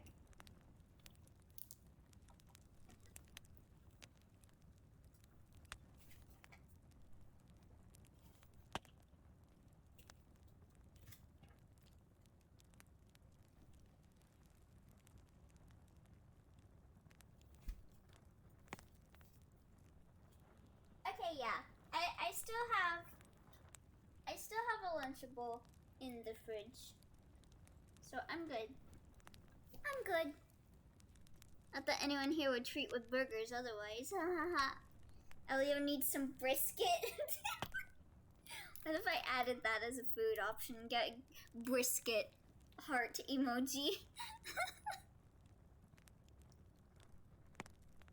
It's almost midday. Ilona grimaces. Too much time was lost. She moves her arms slowly, her body heavy. Still have a Lunchable in the fridge. You mean in the microwave? Why would I put a Lunchable in the microwave? Sensation comes back into the tips of her fingers, and the unpleasant tingling stops. The smell of herbal medicine starts to become more bearable to her senses. It wasn't an ordinary fainting spell. You should have regained consciousness faster if it was simply fatigue and stress. Oh, hi there, Okami. Hope you enjoyed wasting your point. Hello. I've taken precautions and treated you for poisoning. I must be confusing Lunchables with something else then, yeah. Lunchables are just, you take it out of the box and then you eat it. Just straight up. It's what a lot of kids bring to school with them. Then, do you think... Did Anari try to poison me? Oh my god, fuck Anari! I suppose you really can't rule out that possibility. Did you eat or drink anything with her? Only Yes. tea, but I was the one who suggested and prepared it. I didn't see her slip anything in my drink. In fact, she was convinced I was trying to poison her. She's not the Fucking type to man. take such a cowardly approach. She may seem cruel, but I don't think she would go that far to sabotage your efforts and put a stop to you. It seems you and Anari know each other well. I don't have much time, but I need to ask. I still have a Lunchable in the fridge, you mean on your desk? Okay, okay. I'll go and I'll open my Lunchable. Be right back.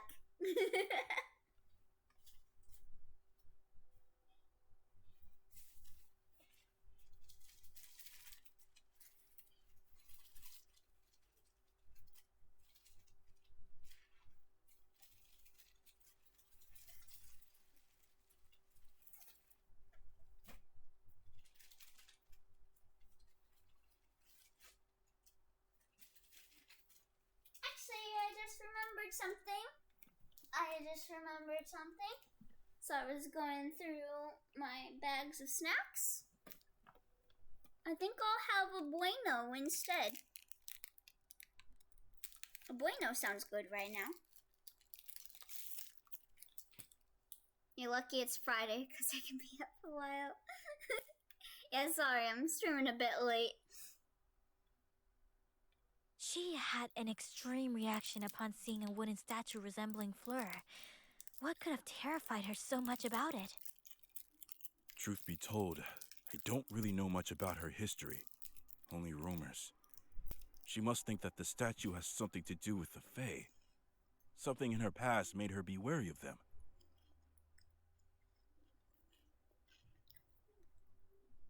But a bueno isn't the most filling thing. Unless I'm mixing it up with something else again. No, you're right. You're right. Buenos aren't filling. They're crispy, creamy chocolate bars. Okay, I'll go grab my Lunchable.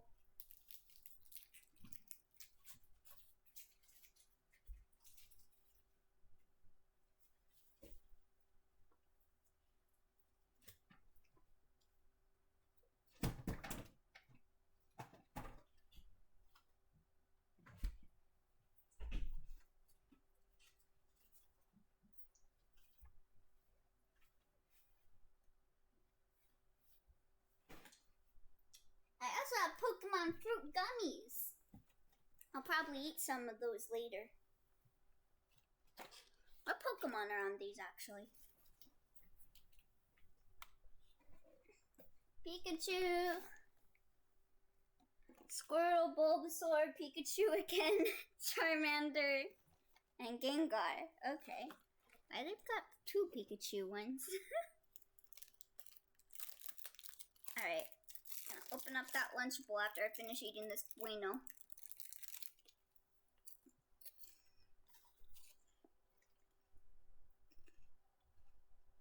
Fleur admires the fair folk.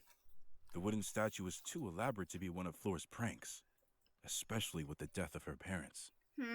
So, her aversion to seeing the statue has to do with her trauma and distaste for Fleur's Fae-related tricks? Something like that. Anari hates being pitied, and she doesn't show pity for anyone else either. She would be terrified at the thought of Fleur being spirited away by the fair folk. It's not something that she could ever accept.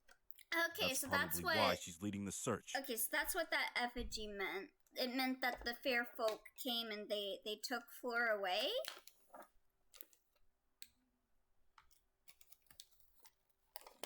Alona shifts her body off the bed, able to move freely again. Kellogg invites her to take a seat, and Alona does so. He pours her some clear water. The smell of simmering stew wafts from the kitchen. Alright, I got my Lunchable open up now. about the tea you had with Annery, was there anything odd about it? I'm asking because before the banquet, I gave Uldine his medicine, a powerful soporific. Oh, a soporific. Okay, I know what that word means. It's like it's something like, it's kind of like a drug or whatever that like calms you down. There were 3 less doses in the pantry when I checked.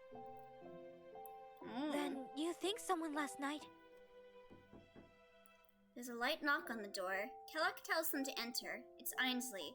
So someone either drugged themselves or drugged someone else to like calm something down. Yeah, sleeping pills. Yeah. Okay, so they must have used it on someone else then. Oh, Ilona. I heard you fainted in the town square. I was worried. Ah, yes. I'd invited Isley over for lunch. Ilona, you probably haven't eaten at all yet, have you? You should try to eat, even if it's just a little. What are you, Twy? Listen, I'm eating my Lunchable right now, okay? I guess it's hard to trust anyone after what you've been through. No, it's fine. I'll eat with you. You're right, I probably can't do much if I don't take care of myself.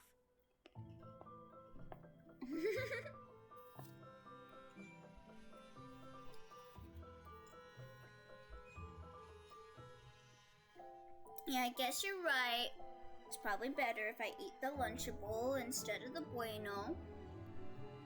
Kellogg serves Ainsley and Ilona a rustic stew. Ooh, that sounds good. With dark bread and clear water on the side. Dark bread, huh? What kind of bread is that? During the time eating together, Ainsley asks about the investigation, and Ilona repeats Inari's reasoning surrounding Ainsley and Kellogg. Okay, every time I read Kellogg, I have to stop myself from saying Kellogg's. Like he's a cereal. He's a serial killer. Ilona thought that Inari's defense was unbreakable, but there was one new thing she learnt about last night. So, are you considering the possibility someone tried to drug us during the banquet? They're great! That's what I feared, at least. Annery and I left before that, so I don't really have a clear picture of what exactly happened.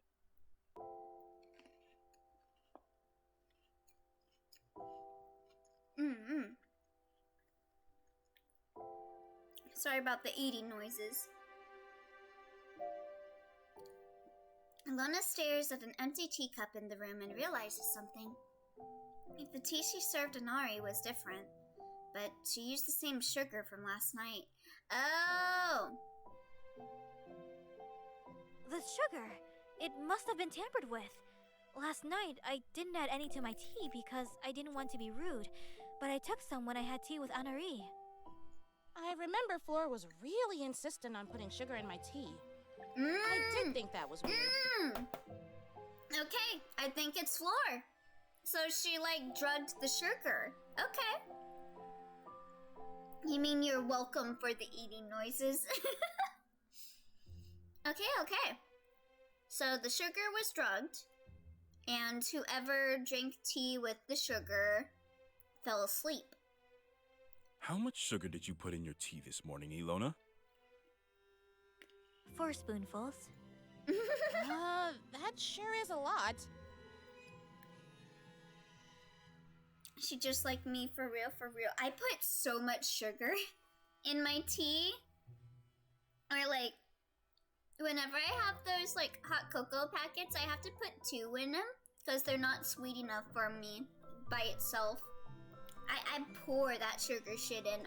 I don't take the cubes. I just grab the whole thing, open it up, and start pouring. Just chugging it into the tea. Goodness! No wonder you were out for so long. I'm surprised Inari didn't get on your case for adding tea to your cup of sugar. I think we can confirm this theory to be true then. Someone was trying to put us into a deep sleep. And there's a chance they were trying to target Edwin specifically. Do you take it with water or milk? It depends. Sometimes I'll take it with water. Sometimes I'll take it with milk. It depends on if I feel like using the microwave to heat it up or not. Cause like we have a hot water dispenser, but there's no such thing as a hot milk dispenser in my house. So a lot of time I will have the milk, but if I don't feel like using the microwave, I'll use hot water. Because those hot cocoa packets are too sweet for me with milk. I'm not sure. I do both. I do both though. Yeah, that makes sense. Then that would implicate Salome or Fleur most likely. They were the ones who prepared the tea last night. I also tend to throw like extra cheese when I have mac and cheese because it never tastes quite cheesy enough. Hot water dispenser, what? You don't have a hot water dispenser? I mean, we don't have the same brands probably. Yeah, probably. I get like the Nesquik or like the mountain one. I forgot what the mountain one was, but it's like Swiss Miss, I think. Oh wait, I live outside US, so we have kettles. We have kettles too. Yeah. It's not like I can deny it, but like we have like a literal like water dispenser, and you can choose to make it be extra cold, or hot. And it'll boil up the water immediately and pour it out for you really hot. Odin could be involved, too. The truth is, the medicine he uses is made to look inconspicuous on purpose. I never inquired too closely about it, but he comes from a rather unscrupulous family. I thought it wouldn't surprise me if he was aware of this plot. Is it pronounced unscrupulous? I thought it was unscrupulous. But yeah, I'll probably be drinking it with milk now because our water dispenser actually broke. So I have to microwave or like put it in a kettle if I want to like drink hot drinks now.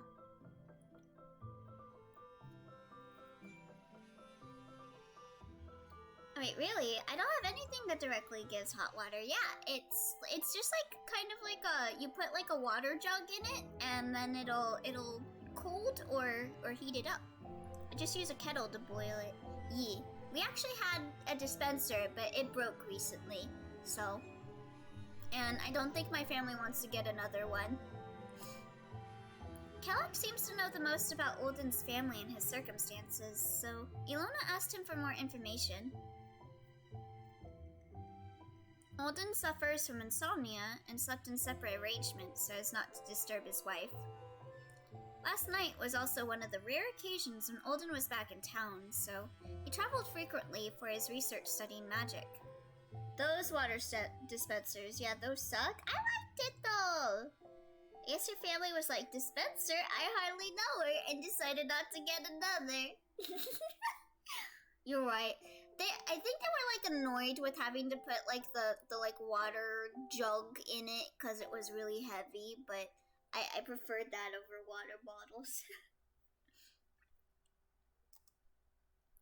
Salome often handles the day-to-day affairs of managing Bellerov. Olden came back a day ago, and his return was welcomed back with a feast on All Hallows' Eve. It might be British pronunciation versus American pronunciation. Oh, okay. That makes sense. On the topic of magic, Isley recalls something that she needed to discuss. could you tell us more about how Edwin is able to transform into a werewolf? Have you seen him do it? No, I haven't. When he transforms, even when I ask it of him, he tells me to look away or to close my eyes. Wait, why do you ask him to transform? What do you do when he's a werewolf? I'm a furry. It's a secret. Elona's a furry! Secret? Wait, that's precisely it!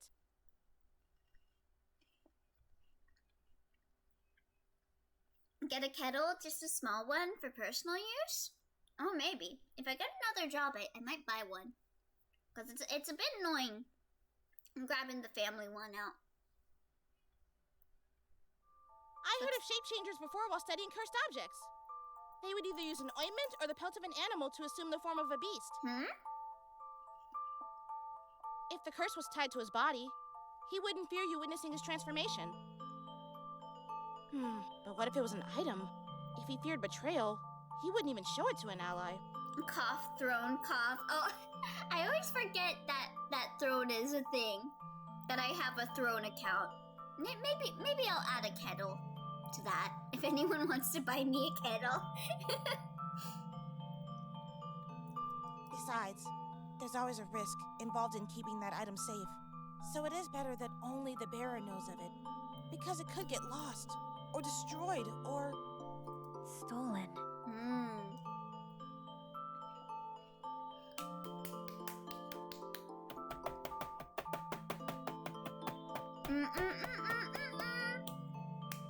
Okay, so someone stole Edwin's wolf pelt and transformed. Is that the implication here? Both Kellock and Ilona look at Ainsley with tense faces. Ilona isn't sure what to be more surprised at, Ainsley's incredible reasoning and knowledge, or that someone would go as far as to steal an item uncertain to be in Edwin's possession. Someone would just say, the pot calling the kettle black and buy you a kettle. Shoot, now I can't do it because it'll be obvious it's me. Kettles should be cheap there, right? Let me see. It's just like a small kettle, right? I don't actually know how much kettles are. Kettle. Let me look on Amazon. Electric kettle. Oh, there's like a pretty cheap one for like $9. Let me see, is there like a cheaper one? I could probably get that. Oh my god, there's one for $69. Nice. Oh, it's on sale right now. It used to be $13. I forget how to add things to Throne though. Do I just get the link for the Amazon? I don't know. Oh, sign in with Twitch, that was it.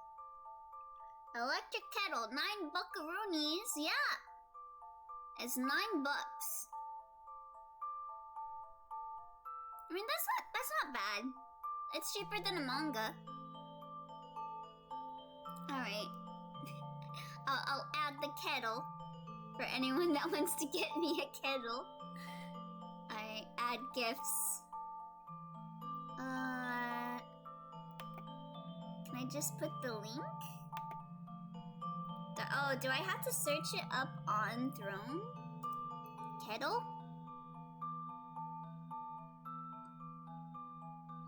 Hey! Do they not? Hold on, custom link? Partner stores, yeah, Amazon. I don't want those are too expensive. I want to add the Amazon link. Yeah. You added a Kedelio. Okay, there we go. Kedelio. Okay, add to my wish list. Is that visible on my throne now? My throne? Does it show it now? Okay, yeah, it does show it. Oh, but now it's $10. Oh, probably because shipping. Okay, but yeah, I put the kettle up. If anyone wants to buy me a kettle. There is a high chance that this cursed item still exists. Had it been destroyed, he would have died along with it. Oh. This would give us a reason as to why Edwin was drugged last night. Uldine and Salome are sharp, and they might have caught on to Edwin being a werewolf early on. If we return this item to Edwin, would it restore the transformed arms back to a human form? Why are you looking at my throne, Twy? That does not look like an electric kettle, yeah. Well, the electric kettles are a lot more expensive. I don't need something expensive like an electric kettle. The electric kettles are like $19. That's a lot of money. I think that's an electric kettle. Yeah, I'm fine with just a one that you put on the thing and then you're good. Why does it look traditional? Because it's the cheapest one. It's entirely possible if that's what controls the transformation. A cursed item like that can generally only be bound to one person. No comment.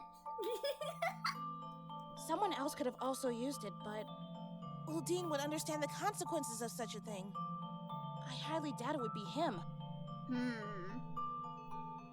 Even so, finding this item might lead us to finding the true culprit, or at least help make sense of this tragedy. You might not be able to convince everyone that Edwin is innocent otherwise. Yes, Edwin Anna is Ree wouldn't innocent. accept it so easily. You guys are just mean. What would it take to convince her of Edwin's innocence? Short of having the culprit confess their crime, or finding Flora in hope of an answer, I don't know. What are you checking? Nani? Okay. The three of them start their search for the cursed item. Based on Inari's report, Kellic confirms with Ilona that nobody was able to enter or exit the town after Ilona and Edwin entered. Ainsley was eager to help out in any way possible, now that there was a chance of witnessing or finding a cursed magical object. Kellic knows this, but I am not meant to have a copy of the Master Key. Wait, why not? I used to be a thief before I came here. The reason why I was an assistant to this household was because I tried to steal one of Uldeen's rare books. However, I've put the past well behind me. Uldeen made me his friend instead of punishing me, and I'm thankful for that. Well, now he's dead. Sorry. Ilona can't help but find this suspicious. They start their search around Uldeen's chambers. Once again, they see the mutilated corpse of Uldeen and the corpse of Salome burned beyond recognition. Despite thoroughly searching the bodies, the trio was unable to find the cursed item or anything else of importance. You want to put it on the stove? That means putting it on the stove. Yeah, but it's the cheapest one. It's the cheapest one. Fire bad for bunnies. Wait, the electric ones? Are you just able to, electrically, just plug it in and put water in and it heats it up? Is that what electric kettles do? Fire bad for bunnies. Yeah, exactly. Oh, really? Wait, maybe... No one's gotten that yet, right? Let me remove it. Let me remove it. How do I remove it? How do I remove it?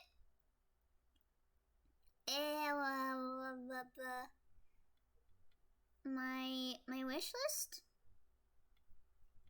Let me remove this. I found one that's a little more expensive because it's electric, but it's electric. It's okay, is this the cheapest one? 15.99, 15.52. Okay, yeah, this looks like it's the cheapest electric one. It actually looks kind of cute too. Looks like there's like a puzzle in the middle. Oh, that's the water. Oh, that's water. Okay, let me add an electric one. Let me add an electric one. Imagine putting an electric kettle on a stove. I don't know how these things work. I don't know how things work. Okay, so search. How do I add gift? Add gift kettle. Custom link. Yeah, custom.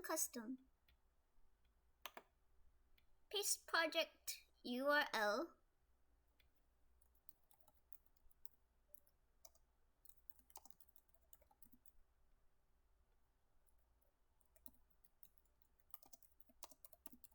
There we go. Okay. I added the electric kettle. Are you guys happy? I added it. I think, yeah, it's visible now. Alright. That would be very awkward. It's okay, Elio. I would be surprised if you had a stove in your room. I don't. Unfortunately, or fortunately, who knows. They move into Salome's room. Nothing appears to have been touched since the last time Ilona was here with Inari. Like Inari, Ainsley comments that the chest was moved, and then moves to inspect it. Step 1, put the water in. Step 2, turn on the kettle. Step 3, pour it into your glass. Step 4, drink. Step 5, regret having burnt your tongue. Step 6, wait for it to cool. Step 7, profit. That sounds right for me. I get impatient waiting for my tea to cool down, so I just start drinking it, and then I burn my tongue. This chest. Last time I saw it, it wasn't locked.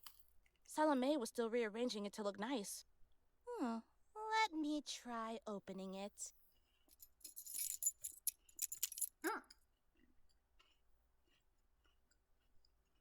Sorry. I'm munching on my lunch bowl, sorry. I know you so well. You do. I hate it. Ainsley pulls out a set of various different keys and picks, agitating each into the keyhole to no avail. I thought you said you put the past behind you. I did, but I thought the tools might come to be useful one day.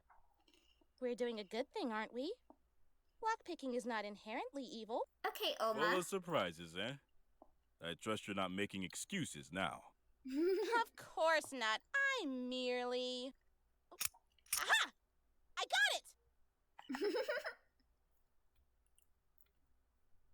She jams the lockpick into the keyhole and wiggles it around. A faint click is heard. Heh? Eh? 5 stabs pierce the soft flesh of Ainsley's hand. Oh, jeez. Ainsley! Oh, shit. It hurts! It won't stop bleeding!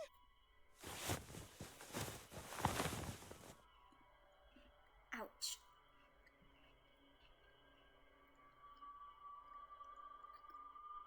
Oh, that's not healthy. Yep. Kellic fumbles through his thick, heavy cloak, drawing out a clean cloth to use as a compress. We need to do something! There should still be some medical supplies in my room. Let's move there. Do you need my help? I know some healing magic. It's all right. I've got this. I just need to slow the bleeding and elevate the injury site. Don't touch anything else in this room. I'll be back soon. Kellic and Ainsley make their descent down the stairs. All that remains near the chest is the blood that poured out from Ainsley's hand, the lockpick set, and Ilona. What the hell was in there? The hairs on Ilona's arms raise, and she can feel her heart beat faster. She puts her hand on her chest as though uttering a short prayer. Breathe. If the chest was a trap, then there has to be something in there that someone doesn't want found.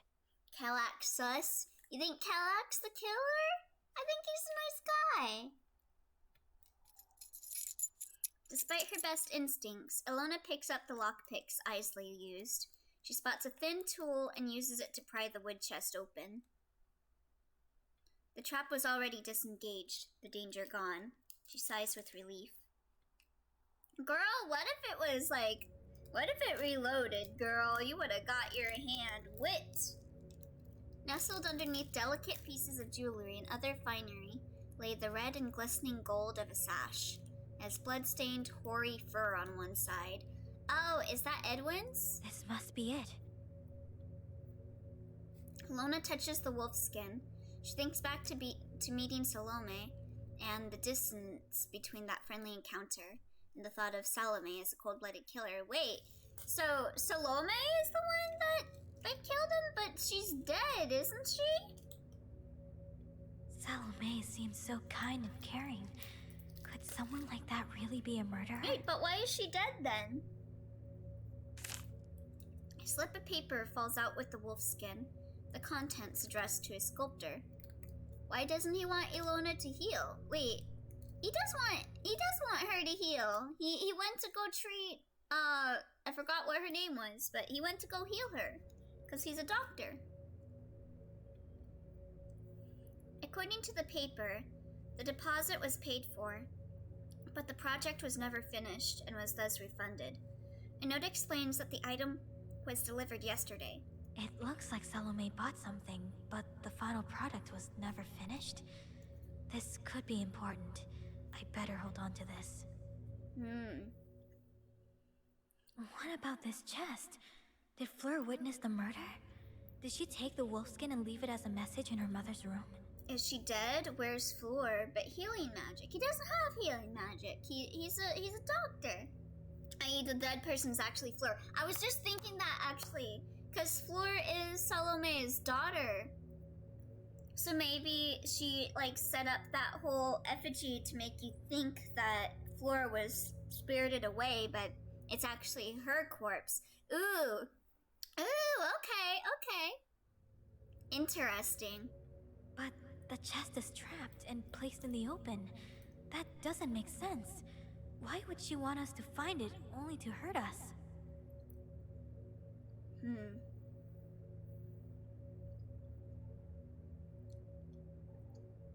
The plot thickens. Ilona makes her way to where Edwin is imprisoned. The dungeons are behind the ruins of the chapel, which is on the southeast side of the manse. Now I'm totally confused. Okay, so we thought Salome died, because they found her corpse. But she was heavily burned. So what we're thinking, what Twy was saying, is there's the possibility that Fleur, Salome's daughter, is the corpse that is there, and Salome dressed her up to make her look like Salome, and like burned her. I mean, what is like murder mystery games if not overthinking? That's part of the fun of it.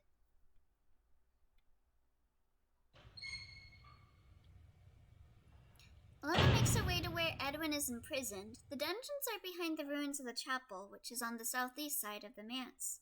She inserts the lockpicks into the keyhole. Ilona had only witnessed Isley do it once, and it's not as easy as it looks. After what seems like an eternity, the door opens with a loud click and a metallic groan. Yeah, so basically, we thought that Salome was dead, but there's the possibility that instead of her dying, she killed her child, dressed her child up, her child that looks like her because she's her child, burned the body so that you couldn't tell if it was her or Fleur, and then yeeted herself out of there. Exactly, Bionic is complimenting you for playing the game correctly. Fearing that Inari or someone else will hear her in the dungeon, she hesitates. She stays behind. There is no one knowing what the others would do if they laid their eyes on the wolfskin. Kelak and Isley may have seemed cooperative up until now, but that could change if they lusted after its power for themselves.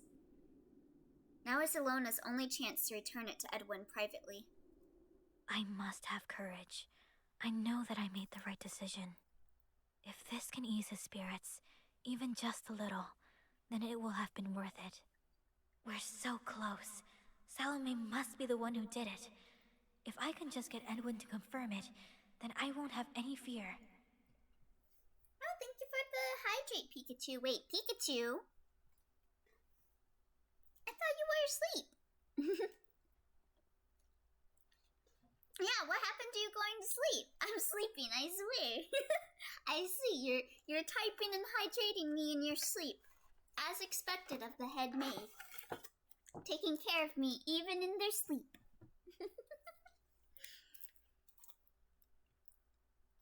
Yeah, you're sleep typing? Edwin is sitting in the darkness. His eyes make out the figure in white, clutching the wolf skin in her hand. Alright, let me open up this Capri Sun I got here. I'm also sleep reading and hearing. Wow, multi-talented. As expected of the ultimate maid. Alright, let me get this Capri Sun.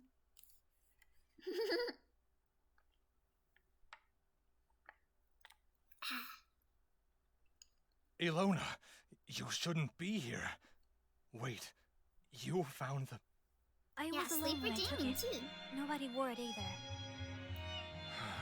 Thank goodness you're okay. Where did you find it? Salome's bedroom, inside a chest meant for Fleur. Why no Capri Moon? If they're Capri Sun, where's the Capri Star and Moon and Capri Earth? Where's the Capris? What? That's... Edwin falters, lost for words. There's a sequel? A sequel to what? Ilona kneels down, returning the wolf skin to Edwin. She asks where he normally would wear it. After he tells her, she follows his direction and ties it to the inside of a thick leather piece around his waist. The chains fall to the floor, unbinding his previously thick, wolf-like arms, now restored to human form. Hey, he still got... Okay, no, they turned back. Okay, good. You've saved my life once again. Thank you. The game? What Please, game? There's no need to thank me. It's given me a chance to talk to you again. Do you think you can tell me more about the murder? This game? Of course. Though you probably know more about it than I do. If I think of who could have been present in the Master's chambers at the time, only 2 people remain. Did Salome murder Uldin? I've gathered that they must have died from the wounds they inflicted on each other. Am I correct? Oh, From what really? I could tell, yes, but I've already put you through too Okay, that's much. a bit less complicated. You have to stop this investigation. There's no use in getting your hopes up. What? I don't understand. We're so close to finding out the truth. What is there left to hide? Oh, there's a If sequel I were to this live game? my life honestly, if I were not a monster, you wouldn't have to keep living a lie. Earlier today, I saw you holding Salome's corpse in your arms. What happened? I hid the answer from you for a reason. Please, don't pry any further. Hatchermoon? That's the name of the sequel? Hatchermoon? Oh, I got bad Google results from that. oh, Capri Sun. Oh.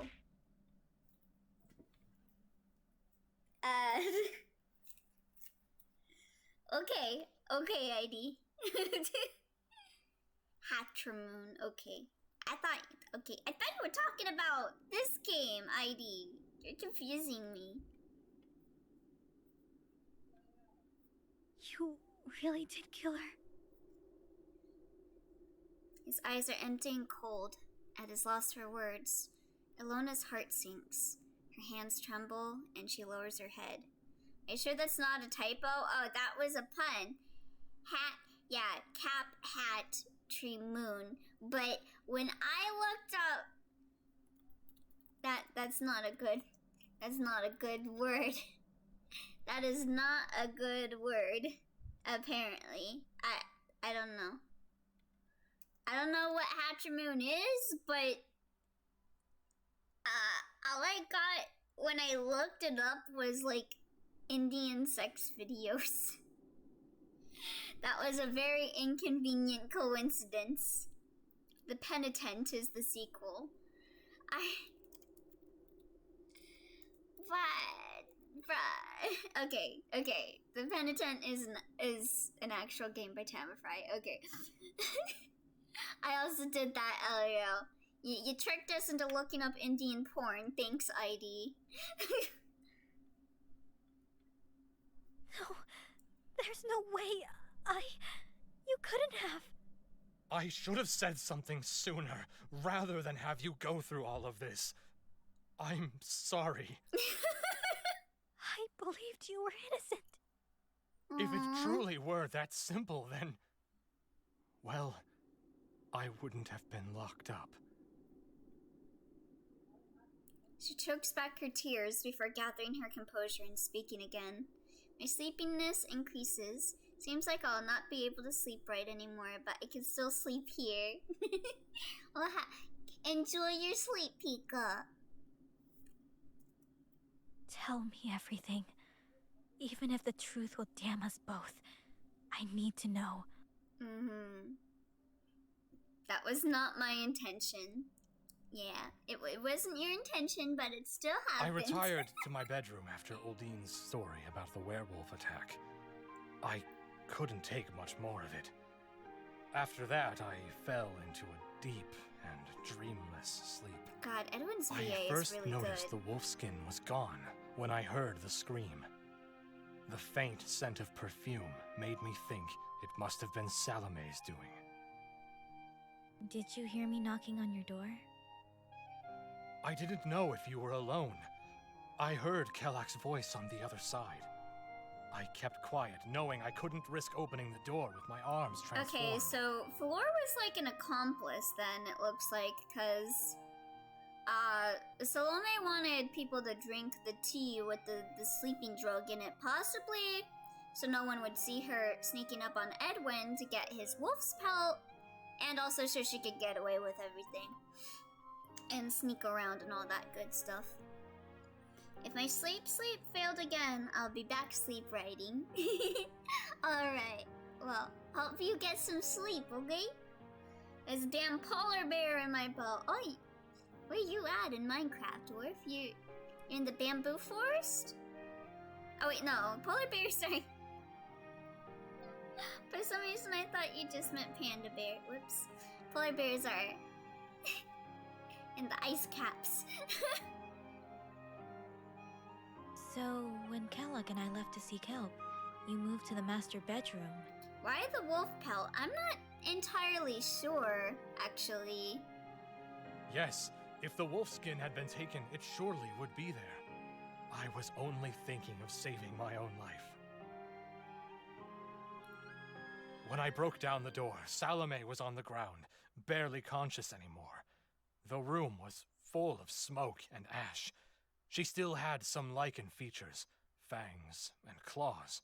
Polar bear in the forest. Shut up! I made a mistake. Her voice was thin, high and frail. Her body seemed so small. I've never seen burns that horrible. I asked to have the wolfskin back, but she ignored my plea. With the last of her strength, she begged me to kill her. Okay, well, if she wanted you to kill her, then you don't need to go to jail if she wanted you to kill her, I guess. Alona remains silent for a long while. The fatigue is starting to set in, and she feels ready to crumble. How did you do it? Kelak ruled her death as complications from her burn wounds. What? He started swinging at me, couldn't take him home. Sad. Aww. I tried to think of the most merciful way to give her peace. I truly did pity her. We suffered the same curse, and I felt my sorrow in her. Okay, so she was cursed already.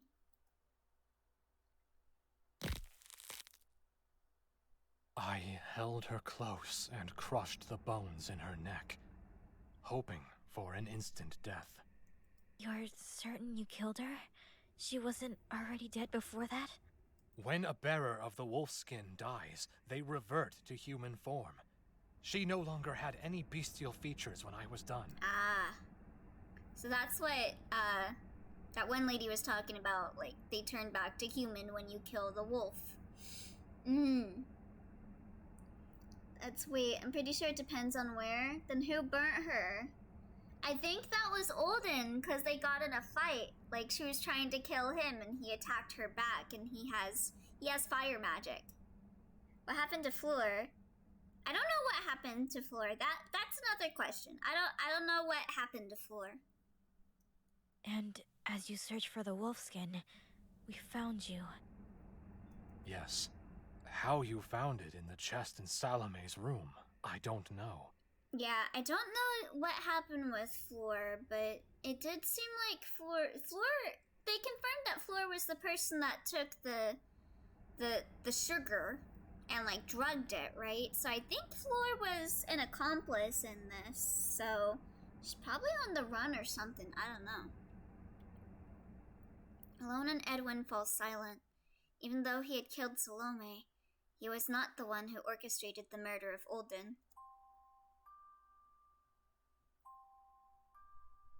Ooh, pretty. Fleur still hasn't been found.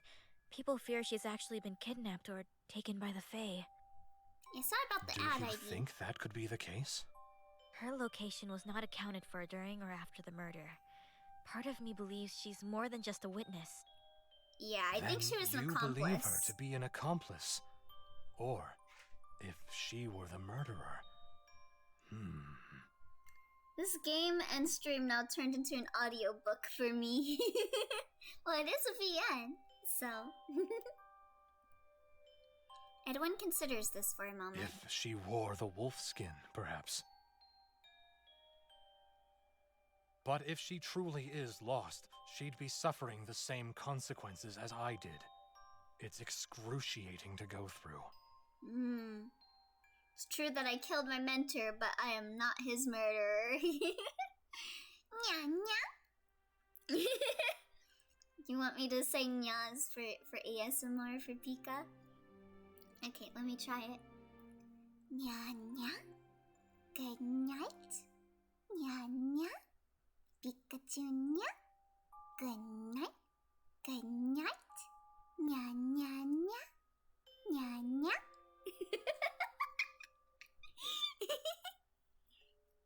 When I was first given the wolfskin, I foolishly tried to part with it and leave it behind. In retribution for not heeding the curse, I was left howling in pain. If she's still missing and guilty, she'd need to have incredible fortitude to remain silent for such a long time. So they're saying she might have murdered too? Then maybe Fleur was just an accomplice. Unwillingly, perhaps. I strongly believe that she helped Salome. That's probably the safest assumption.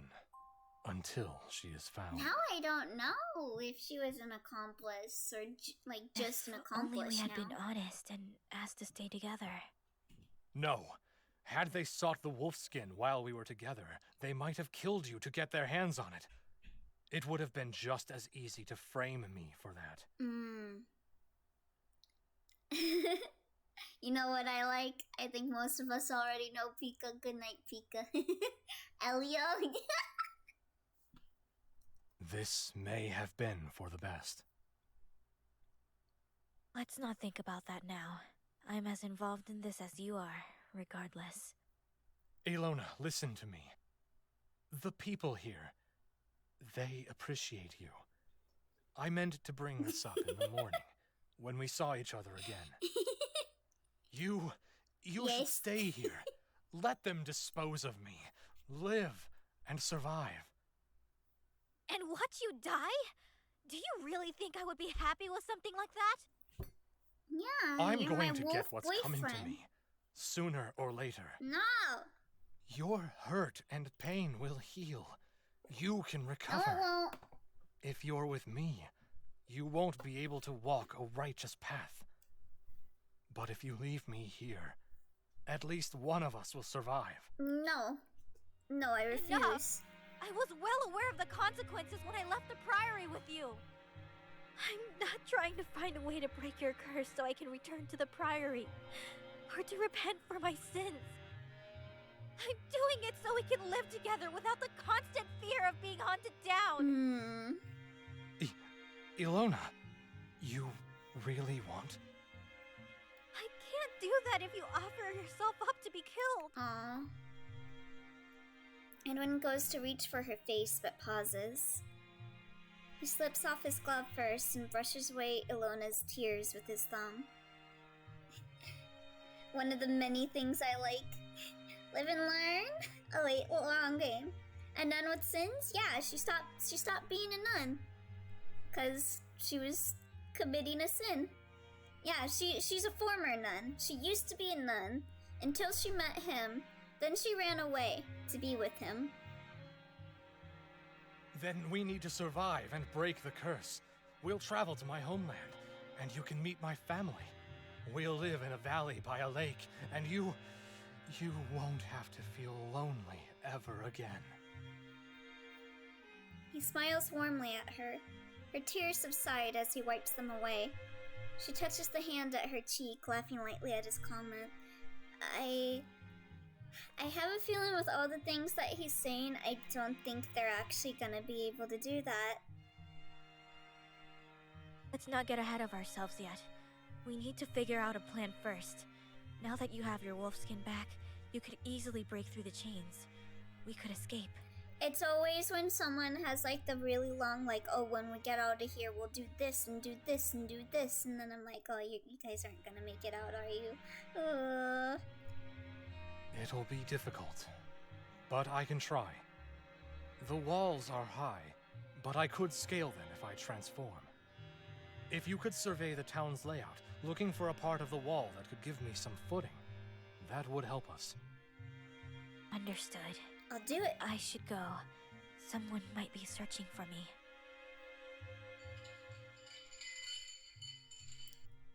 Ilona ties the chains around Edwin again. His possession of the wolfskin should remain a secret until the time comes for them to escape, and he partially transforms his arms, appearing as he did before. What about solving a missing floor? I don't know. I don't know if they'll solve that. We'll see. We'll see if we find that out. After confirming that nobody is at the door to the dungeon, she exits outside. The door to the dungeon shuts with a metallic groan. The wind howls as she draws her nun's habit closer to her body. The ruins of the chapel loom towards her, as though the remaining structure threatens to collapse. What are you doing here, Ilona? Praying for help? Now, of all times. Yo, shut the fuck up, Inari. I don't want to talk to you. You're an asshole. Ilona's heart leaps when she hears Inari speak so suddenly. Ilona needs a bonking why? Indeed. I was praying for your success in finding Fleur. Are there any new leads? I was praying No. for you to stop being an But there's still asshole, time Inari. before sundown. We'll search the forest. I had to personally oversee another crucial job. Yeah, what about might it? that be? Making sure there's enough firewood to build a pyre. Yo, shut up. Edwin is a huge man. Wouldn't it be terrible to burn him at the stake, only to leave the job half finished? And he can turn into a werewolf. What if he transforms as he burns up? Shut up. She's like clearly enjoying talking about this to Ilona. Bro, fuck Inari. Fuck Inari. Me and my homies hate Inari. You may think him a monster, but sometimes you speak like one. Yeah. It's not like I'm the one who murdered 2 people. But I'm sure you've had more than enough time to learn how your beloved little werewolf took care of that through your investigation. For your information, he only murdered one of the people, okay? Inari, what the fuck? Also, I'm pretty sure she's killed some people. No wonder I'm not a homie. You shouldn't let your guard down. You like Inari? I have a better understanding of the situation now. Just kidding. Good. This should be entertaining. Inari got toasted by Ilona. Nice. Yeah, Inari deserves to be toasted. Yeah, maybe she should build that pyre to throw herself in it. With that remark, Inari leaves. In the remaining time, Ilona reconvenes with Kellogg. Isley's condition is now stable, and she's resting. The bleeding ceased. As part of the investigation, Ilona and Kellogg joined the search party for Fleur.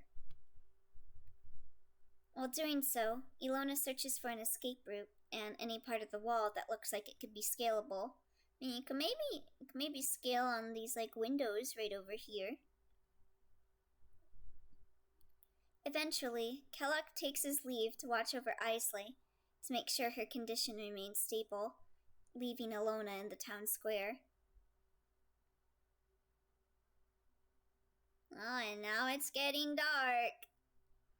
The day grows darker as the sun dips below the horizon. Edwin is brought out from the dungeon, his wolf-like arms bound in chains. Anari is waiting. Several of the townsfolk look to the pyre. There's an air of formality surrounding Anari, clad in her red hunting garments, the vibrant colors illuminated by the glow of the sun. You know, I wouldn't mind if we killed her. The proceedings against Edwin, who was apprehended this morning. Yeah, can we kill Anari on our way out, Edwin? That would be really pog. He has made his companionship with the nun Ilona clear. Ilona has been harboring him with the knowledge that he is a werewolf. Edwin was found on scene, holding Salome's lifeless body. Yum, whatever. I'll start first with some important information. We could not locate Fleur. But we found this envelope in the forest. The seal on it was still intact. Anari's face is grim. She pulls out a letter, the seal on it broken.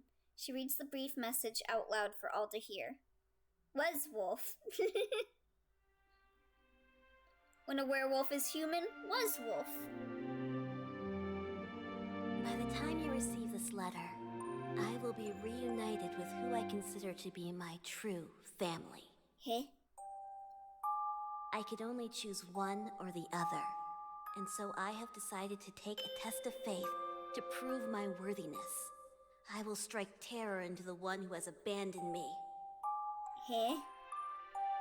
In doing so, I have let fate decide my hand, and this was the result. To reunite me with the fair ones forevermore. Oh, is she talking about the fairies? Fleur Belarovna.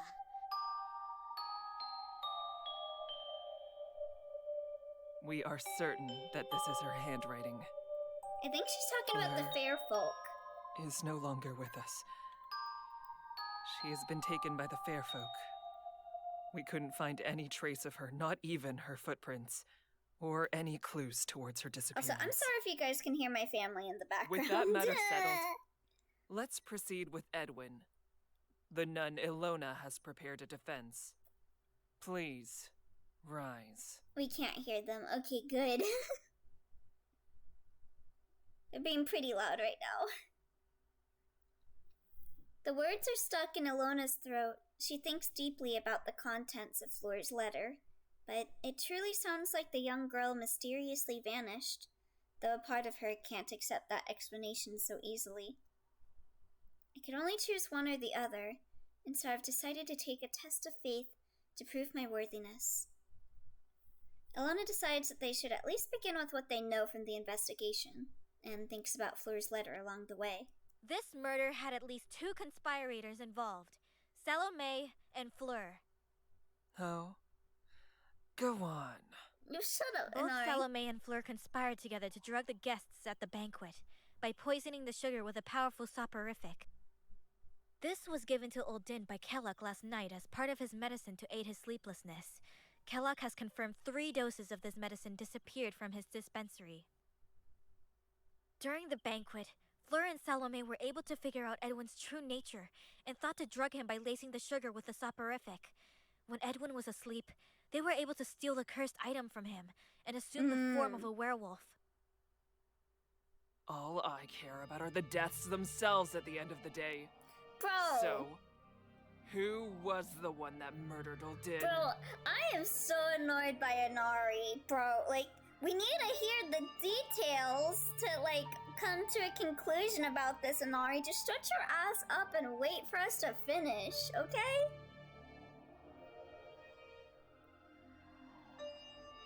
Ilona thinks carefully about the course of events and what she really saw. The corpse of Salome burned beyond recognition. Her voice was thin, high, and frail.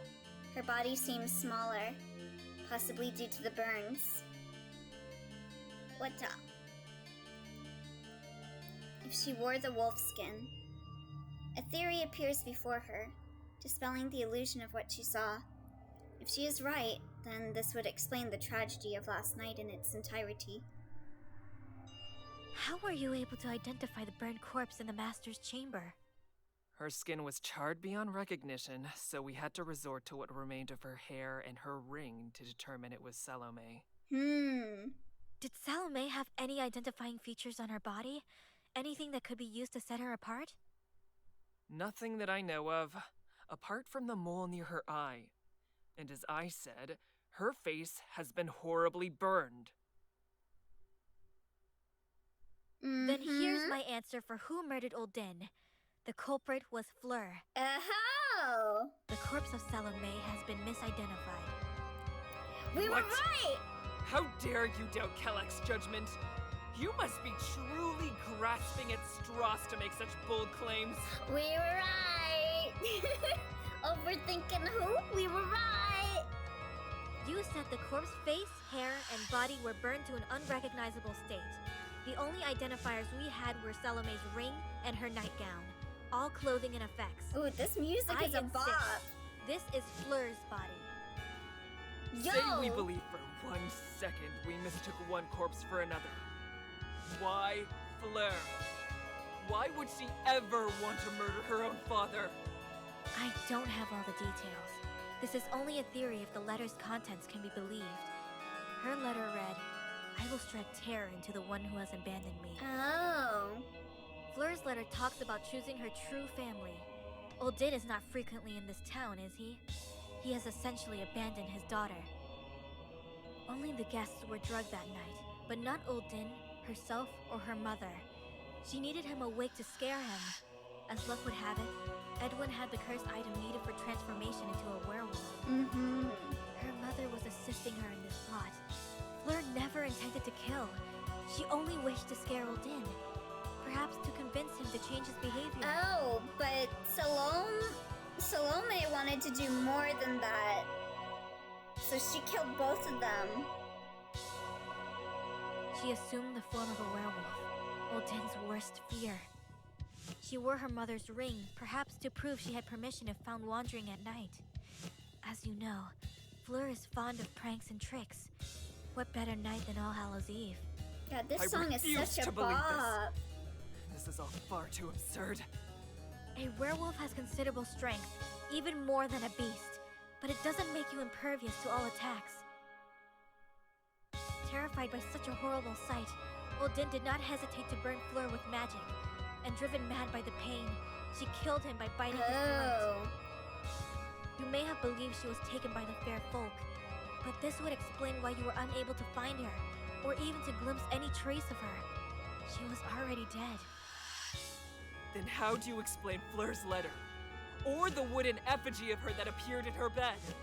That was Salome. I've already laid the evidence bare. There was more than one conspirator. Even taking the cursed item out of the equation, Salome was surely aware that there was a sedated monster in her house, and I strongly believe that she encouraged Fleur to do this prank on her father. Salome must have screamed to clear suspicion from herself, and hid in the Master's chamber. At that point, Edwin was looking for his stolen item. He broke down the door and found Fleur's body. That's the question. Where is Salome? How dare you! You have no idea how much Salome loved her daughter. She'd never abandon her like that. It sounds like there were a lot of family issues, though. I wonder. I wouldn't be so quick to discount the possibility. We found a chest made for Fleur in Salome's room. When Isley opened it, she suffered a horrific injury from a trap. Perhaps Salome had the trap for some time, and her target was Fleur. Did she just not... Oh, maybe she hated her because she wound up hating Ulrich and maybe hated her daughter too. That's also like a case that happens with a lot of like kids. When like one parent hates the other parent, they take it out on their children too.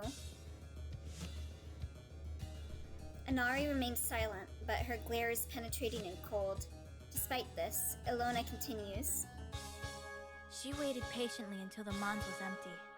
After we escorted Edwin to the dungeon and gathered in the town square, Salome was able to move again. She locked the wolfskin away in a chest in her room and trapped it with a device. Salome placed the statue in Fleur's bed to make it seem like she was spirited away by the fair folk. The statue fits the description of this receipt I found in Salome's room. Oh yeah, that's right! Okay. For some reason, I thought... took me a while to put that together.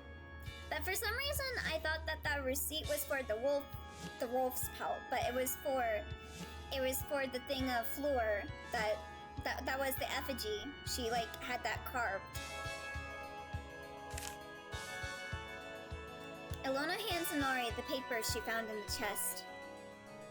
Upon realizing that it explains the existence of the wooden statue of Fleur, she looks thoughtfully displeased, nearly crumpling the document. Fleur must have had some suspicion this plan was risky, so she wrote a short letter. If she succeeded in her prank, all she had to do was destroy it. Or the biggest truth ever, the biggest lie in existence, biggest hateful family. Yeah, they seem to have family issues.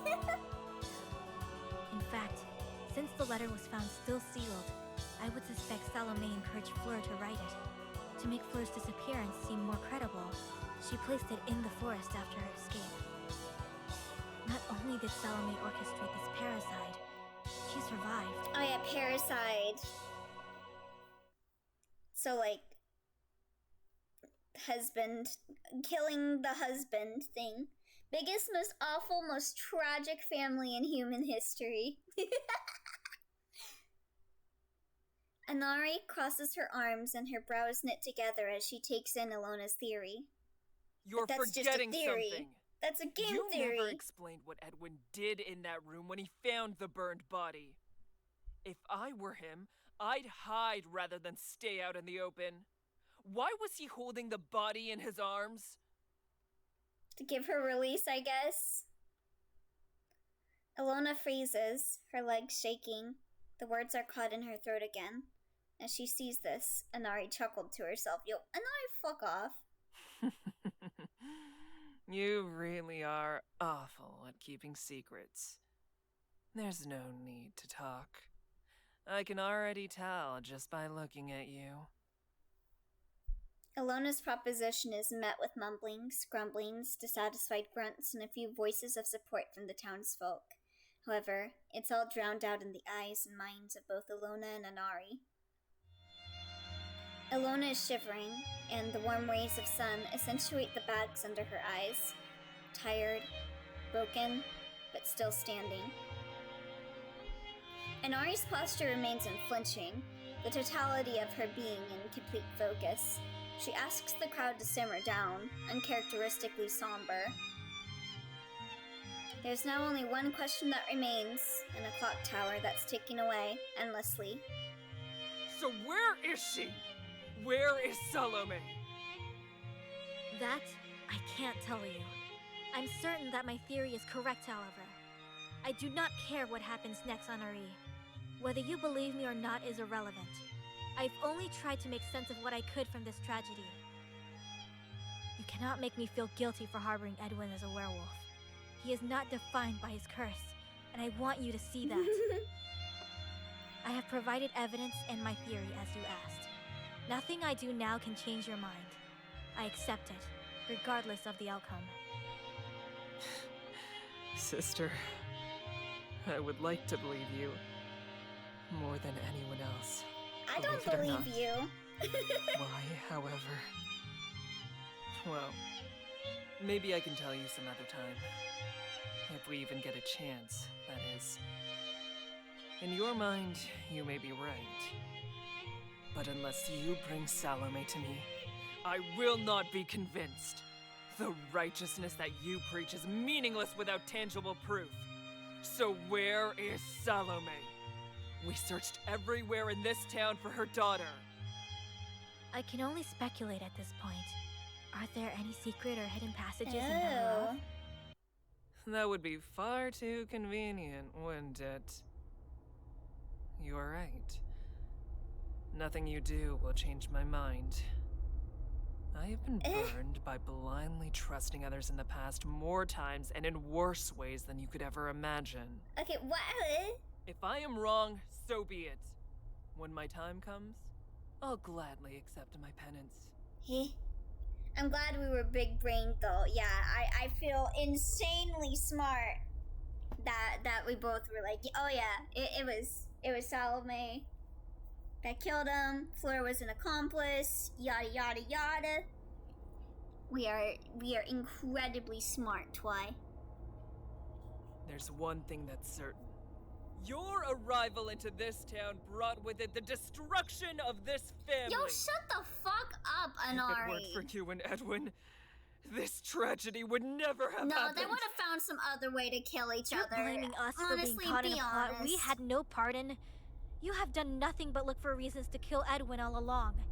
For all I know, maybe you planned for this to happen, to usurp power in Belleroth. Yo, like, Anari is such an asshole. Like, oh, it's all your fault anyway, because they used your wolf pill. Like, fuck off. They wanted to use it. They wanted to kill them.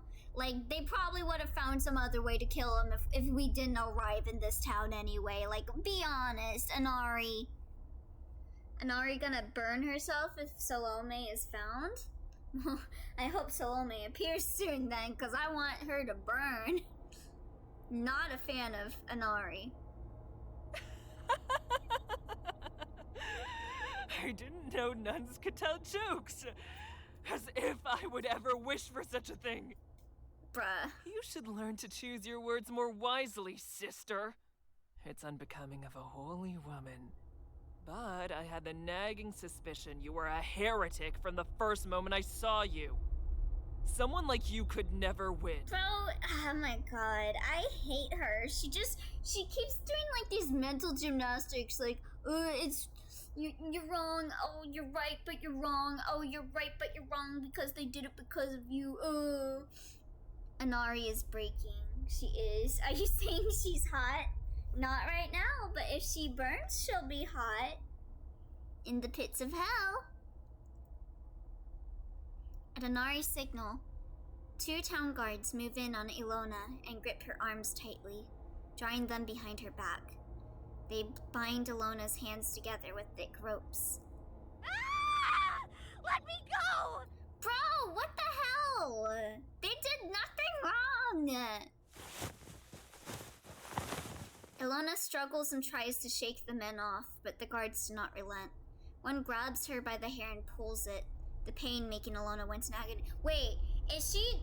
Okay, I think she's actually acknowledging that she wanted this to happen so she could usurp the power. Okay. She's just arguing to argue, not because she's convinced. She's an obnoxious ace attorney prosecutor. Objection? On what grounds? We're in outer space. There is no ground. She'll be, as I say, toasty. ID. As Edwin watches this, he knows he has to make a choice. He watches in horror as Ilona is slowly but steadily bound. Resist as she might. Edwin has seen enough. Let's go, Edwin! Kick her ass. Kick Anari's ass. Punt her into the moon. Fuck Anari. The chains that contained him snap off of him as he transforms into a massive werewolf. Let's go, King! He rushes at the guards with a growl and pries Ilona away from them. His claws slice through the rope, freeing her. Anari strings her bow and takes an arrow from her quiver, training it on Edwin. I won't let you escape. Fuck off, Anari. Anari releases the bowstring, and the arrow flies with a terrifying whistle. Fuck Anari. All my homies hate Anari. I don't know who Anari is and how you spell her name. Yeah, you spelled it right. Let's go. Yeah, Anari has been a complete bitch. There was a murder. She blamed it on us because my boyfriend's a werewolf. Then we proved her wrong and she was like, well, you're still gonna get burned at the stake because if you guys didn't show up, then these people wouldn't kill the people that they killed. Like, fuck off. It graces against Edwin's hide, and he transforms from his werewolf form to the form of a grey wolf. He runs to tackle Inari, but she deftly steps back from Edwin's attack, her every movement precise and intentional. Hey, it's Daddy. Sorry, Daddy. Sorry. You sure like Edwin, huh, Ivy? Inari can predict his behavior easily. After all, he's only a beast, and a sentimental one at that. Ilona quickly jumps onto Edwin, and he runs off towards the outskirts of Bellerolf. Ooh, The CG! gate will already be closed by now. There's a part of the wall that was hastily patched up. You should be able to climb through there. Pretty! Pretty art! Oh, you're calling Barn Daddy? Barn is not Daddy. The opposite of a daddy. Edwin shifts into his bipedal form. He takes a running leap and embeds his claws into the ragged stone wall. He shifts back into his wolf form and starts climbing. Inari begins climbing the ladder of the clock tower, her bow in hand and her quiver on her back. This CG is for the monster fuckers. You right, Yen? When she reaches the top, she pulls back the bowstring and takes aim at Edwin. The arrows embedded in him are a waste of her ammunition. Inari goes for his true weak point, the bird in which the beast is carrying. You fuck off, Inari!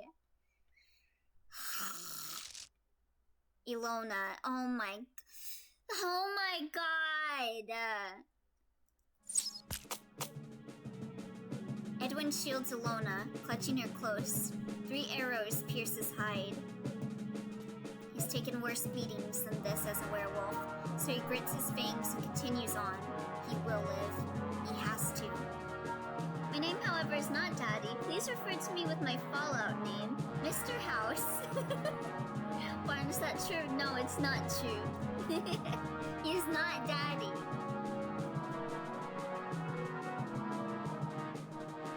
However, he's not invincible. A few more well-placed shots and he's down. Inari knows that Ilona is neither a werewolf nor invincible. If Ilona falls, the beast will chase after her. Inari takes aim again, completely focused on her target. Stay with me, Edwin. Don't lose sight of our escape. I'll do my best to heal your wounds with... Ah! One arrow inserts itself deep into Ilona's shoulder blade. She writhes in agony. Despite this, Edwin still manages to hold on to her and continues onward. I simply am a bastard. Yes, that is what you are. Mr. House, what is my sickness? You are a simp, ID. I'm not Mr. House, but I can diagnose you. Inari pulls back her bow again, readying another volley. Ayy! 2 more arrows make their mark, impacting Ilona's ribs. Ilona's consciousness is starting to slip, unable to bear the arrows embedded in her. Ilona! Hold on, we're almost there. Time seems to move too slowly.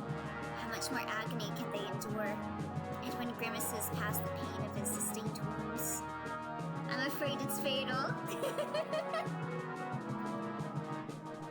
Being a simp is fatal. There's no question about it. Ilona knows Inari could never miss her mark, and that Edwin might have survived if he escaped on his own. Ilona considers Inari's motivations. Was she really telling the truth about not being interested in taking power in Bellerov? What was the point of that trial she organized? One last glance at Inari leaves nothing more than further questions about her intentions. But in her current state of mind, she can barely begin to consider what other questions to ask. One final arrow impales her in Ilona, shooting through her cleanly through the abdomen. Ah! Ilona, no! Edwin is quick to react and he heaves them both over the top of the wall, lifting her very carefully as if she were an injured bird. Shit. The wall is stained red with their blood. Despite this, they escape Belarov. The point of the trial is to kill you with the judicial system.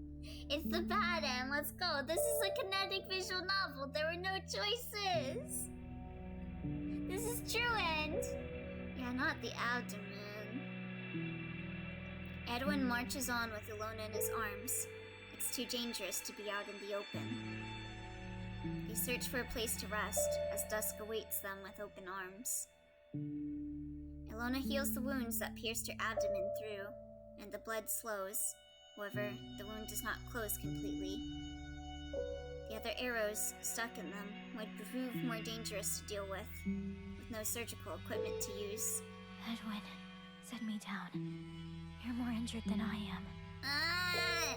Ilona, my darling. Darling? After the awkward exchange, Edwin gingerly sets Ilona down on the ground. He reverts to human form, his ears and face red.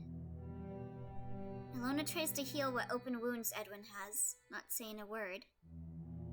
Yes, I've been waiting to call you that for so long.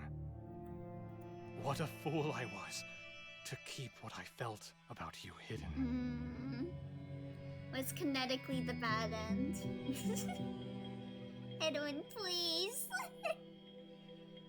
Don't end like this. The time I spent without you in that cell, it was excruciating. And that's when I realized how much I want you by my side.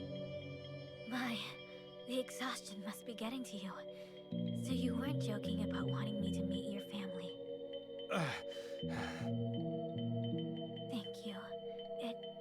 It means a lot to me. Could we rest for a while? I don't hear anyone pursuing us. Just for a moment. She's gonna die, isn't she? They walk for a while to search for a resting place, seeing the valley unfold before them. Ilona holds herself against Edwin's arm, and they walk laboriously on the path. Neither knew what lay before them. I'm sorry. About what? You're right about me not saying what it is that I want to say. Burying it so deep within the abyss that I can't even reach it. Even if I want to, just maybe, if I'd come clean to the people that we'd met thus far, and to you, about the Wolfskin, the incessant nightmares that I've been having. I couldn't even trust you to watch me transform. Why not? It's okay. We can start over. If I'd had the courage to ask for your assistance, we could have found an alternative. If you We must be strong and keep our past behind us. What's done is done. I hate how if they just confessed earlier, they wouldn't have wound up coming to this town and they would have gone to his family's house and lived in peace.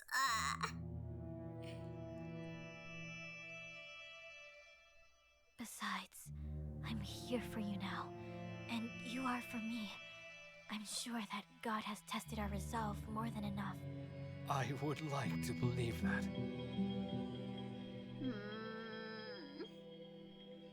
Eventually, they stop to sit under the shade of a tree, basking in its shadow.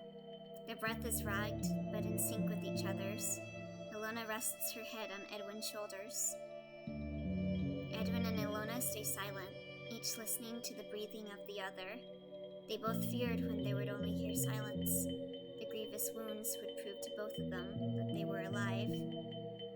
Evil breeds evil, indeed. Wherever I go, You are not evil, Edwin! I've noticed hints of it, even in these past few days. Mind you, that banquet was all too much for someone like me to begin with. I used to enjoy these things, but now,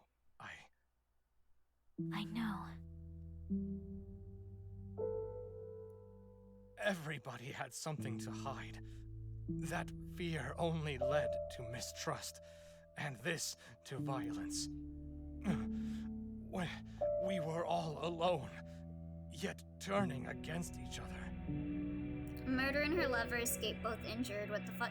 Well, he's a wolf. He can run fast. He's really strong when he's a wolf. They were able to get away from them. And also, I'm sure that there's some, like, problems with the army because she did prove the whole murder plot wrong, even though it's kind of obvious, or whatever her name was. I don't even remember her name because I don't like her. But it's pretty obvious she wanted this to happen so she could usurp the power of the kingdom and all that. So she's probably just like, yeah, whatever. Evil breeds evil. However, Edwin truly is just the time skip Dimitri that went to therapy. Thing is, Salome is still missing. That's true. Salome is also still missing. It'd be nice if she would show up and help us. Wouldn't that be cool?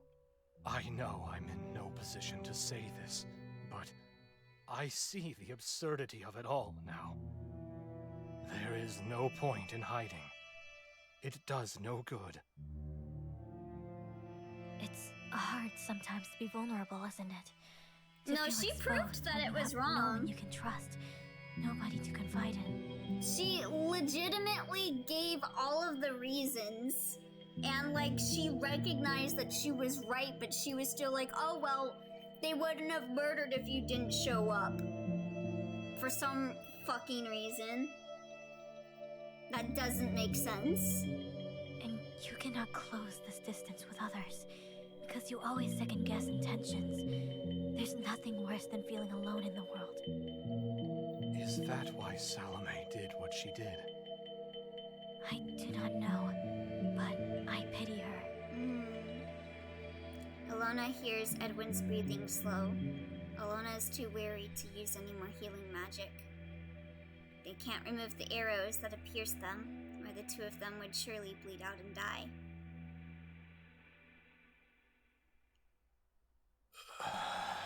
Don't you fucking die. I'm gonna cry. Edwin?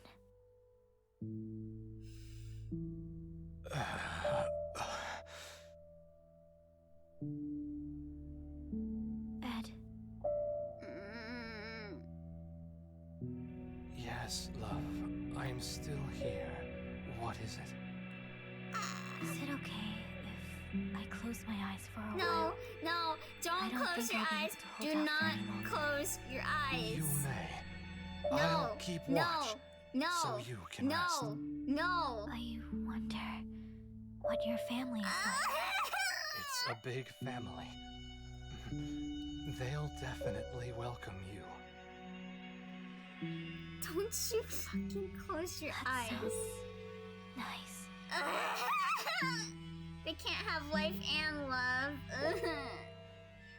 Angst to sail for life, Pringles. What does Pringles have to do with this? I don't know. I blame Barn. Daddy will never never let them know what Pringles has to do with this. Even if he's Daddy. Oh my gosh, shut up.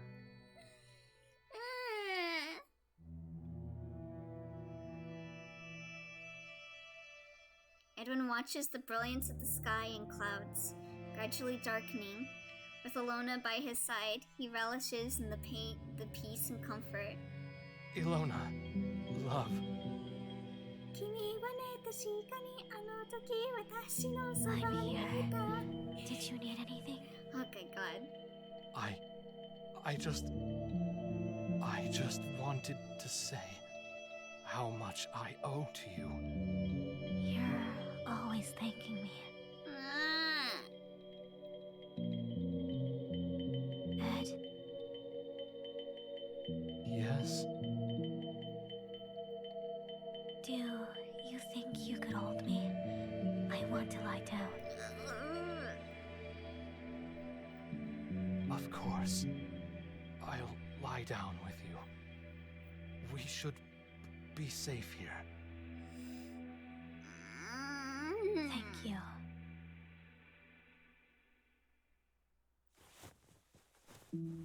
Ilona lays her head against Edwin's chest, and he gently wraps his arms around her.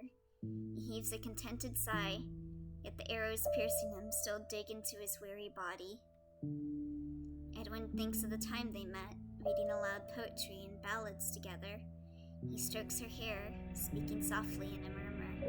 He can feel his hands wet with the blood from her wounds. Should our journey end, so just it be. Sorry, all this ending is making me think of that Animal Crossing comic that sounds like comrades bleeding out on a battlefield. What? What are you talking about, Barn? What is this?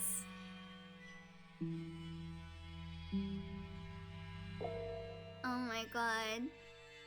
Oh my god.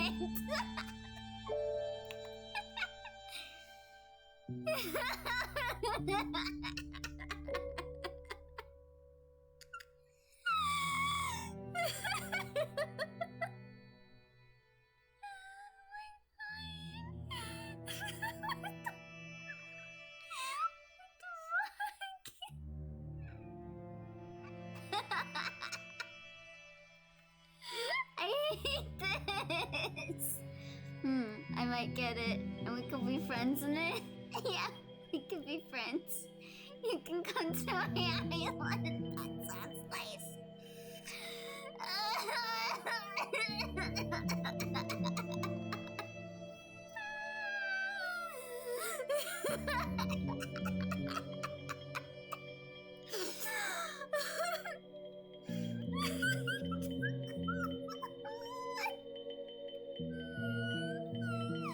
I hate you, Bart.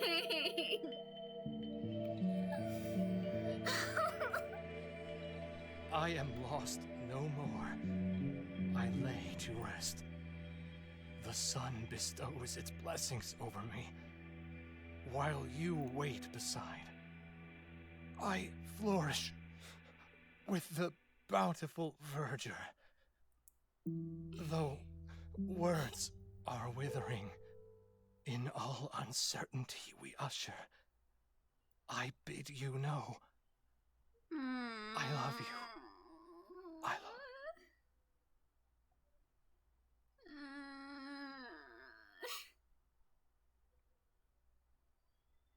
No.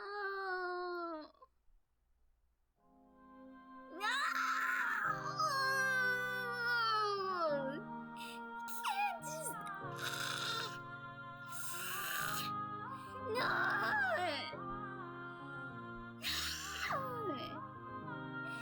No, shut the fuck up. Chad, shut the fuck up. Dying in each other's arms. Oh my god.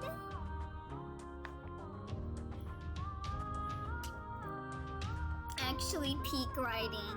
Yeah, I'm screaming about this because it's giving me emotions. I don't think it's bad. I think it's really good. I think that was a really good ending, honestly. Like, it was sad, but, like, in a good way. Ugh. It doesn't have a sequel ID. I looked it up. It's a prequel. It was made before this game. As an author, I know what the people want.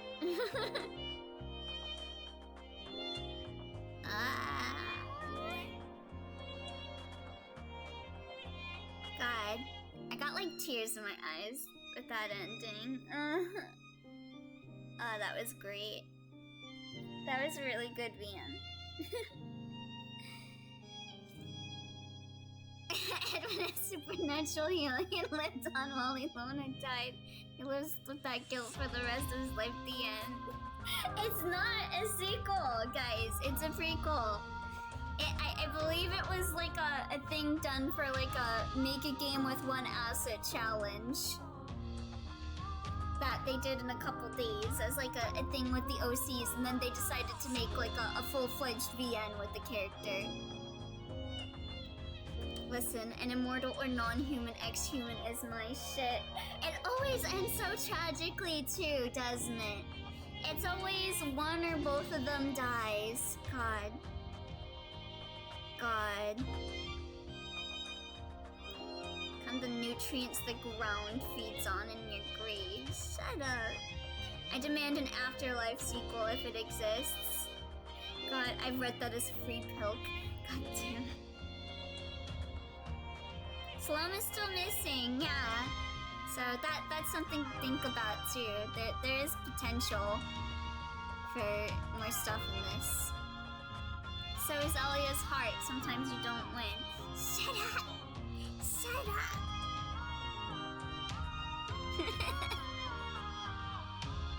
God, that was great. I'm glad Hypey told me about this game. I'm glad I got to play it. Hey, Elia, wanna talk about it? Shut up. We hope you enjoyed it. I cried. Thanks.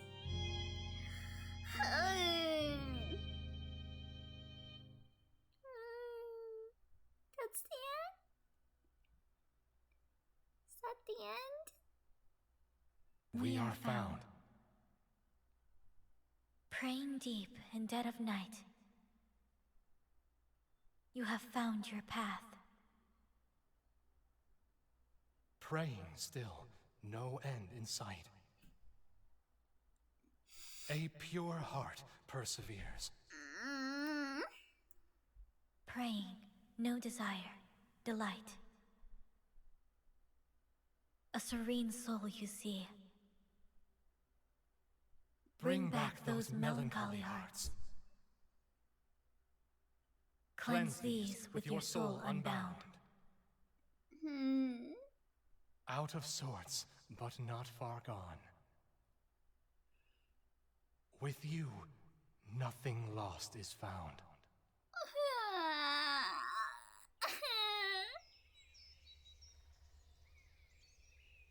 Wait! The wounds are gone. This is the afterlife! That was the afterlife. They no longer have wounds because they're dead. God.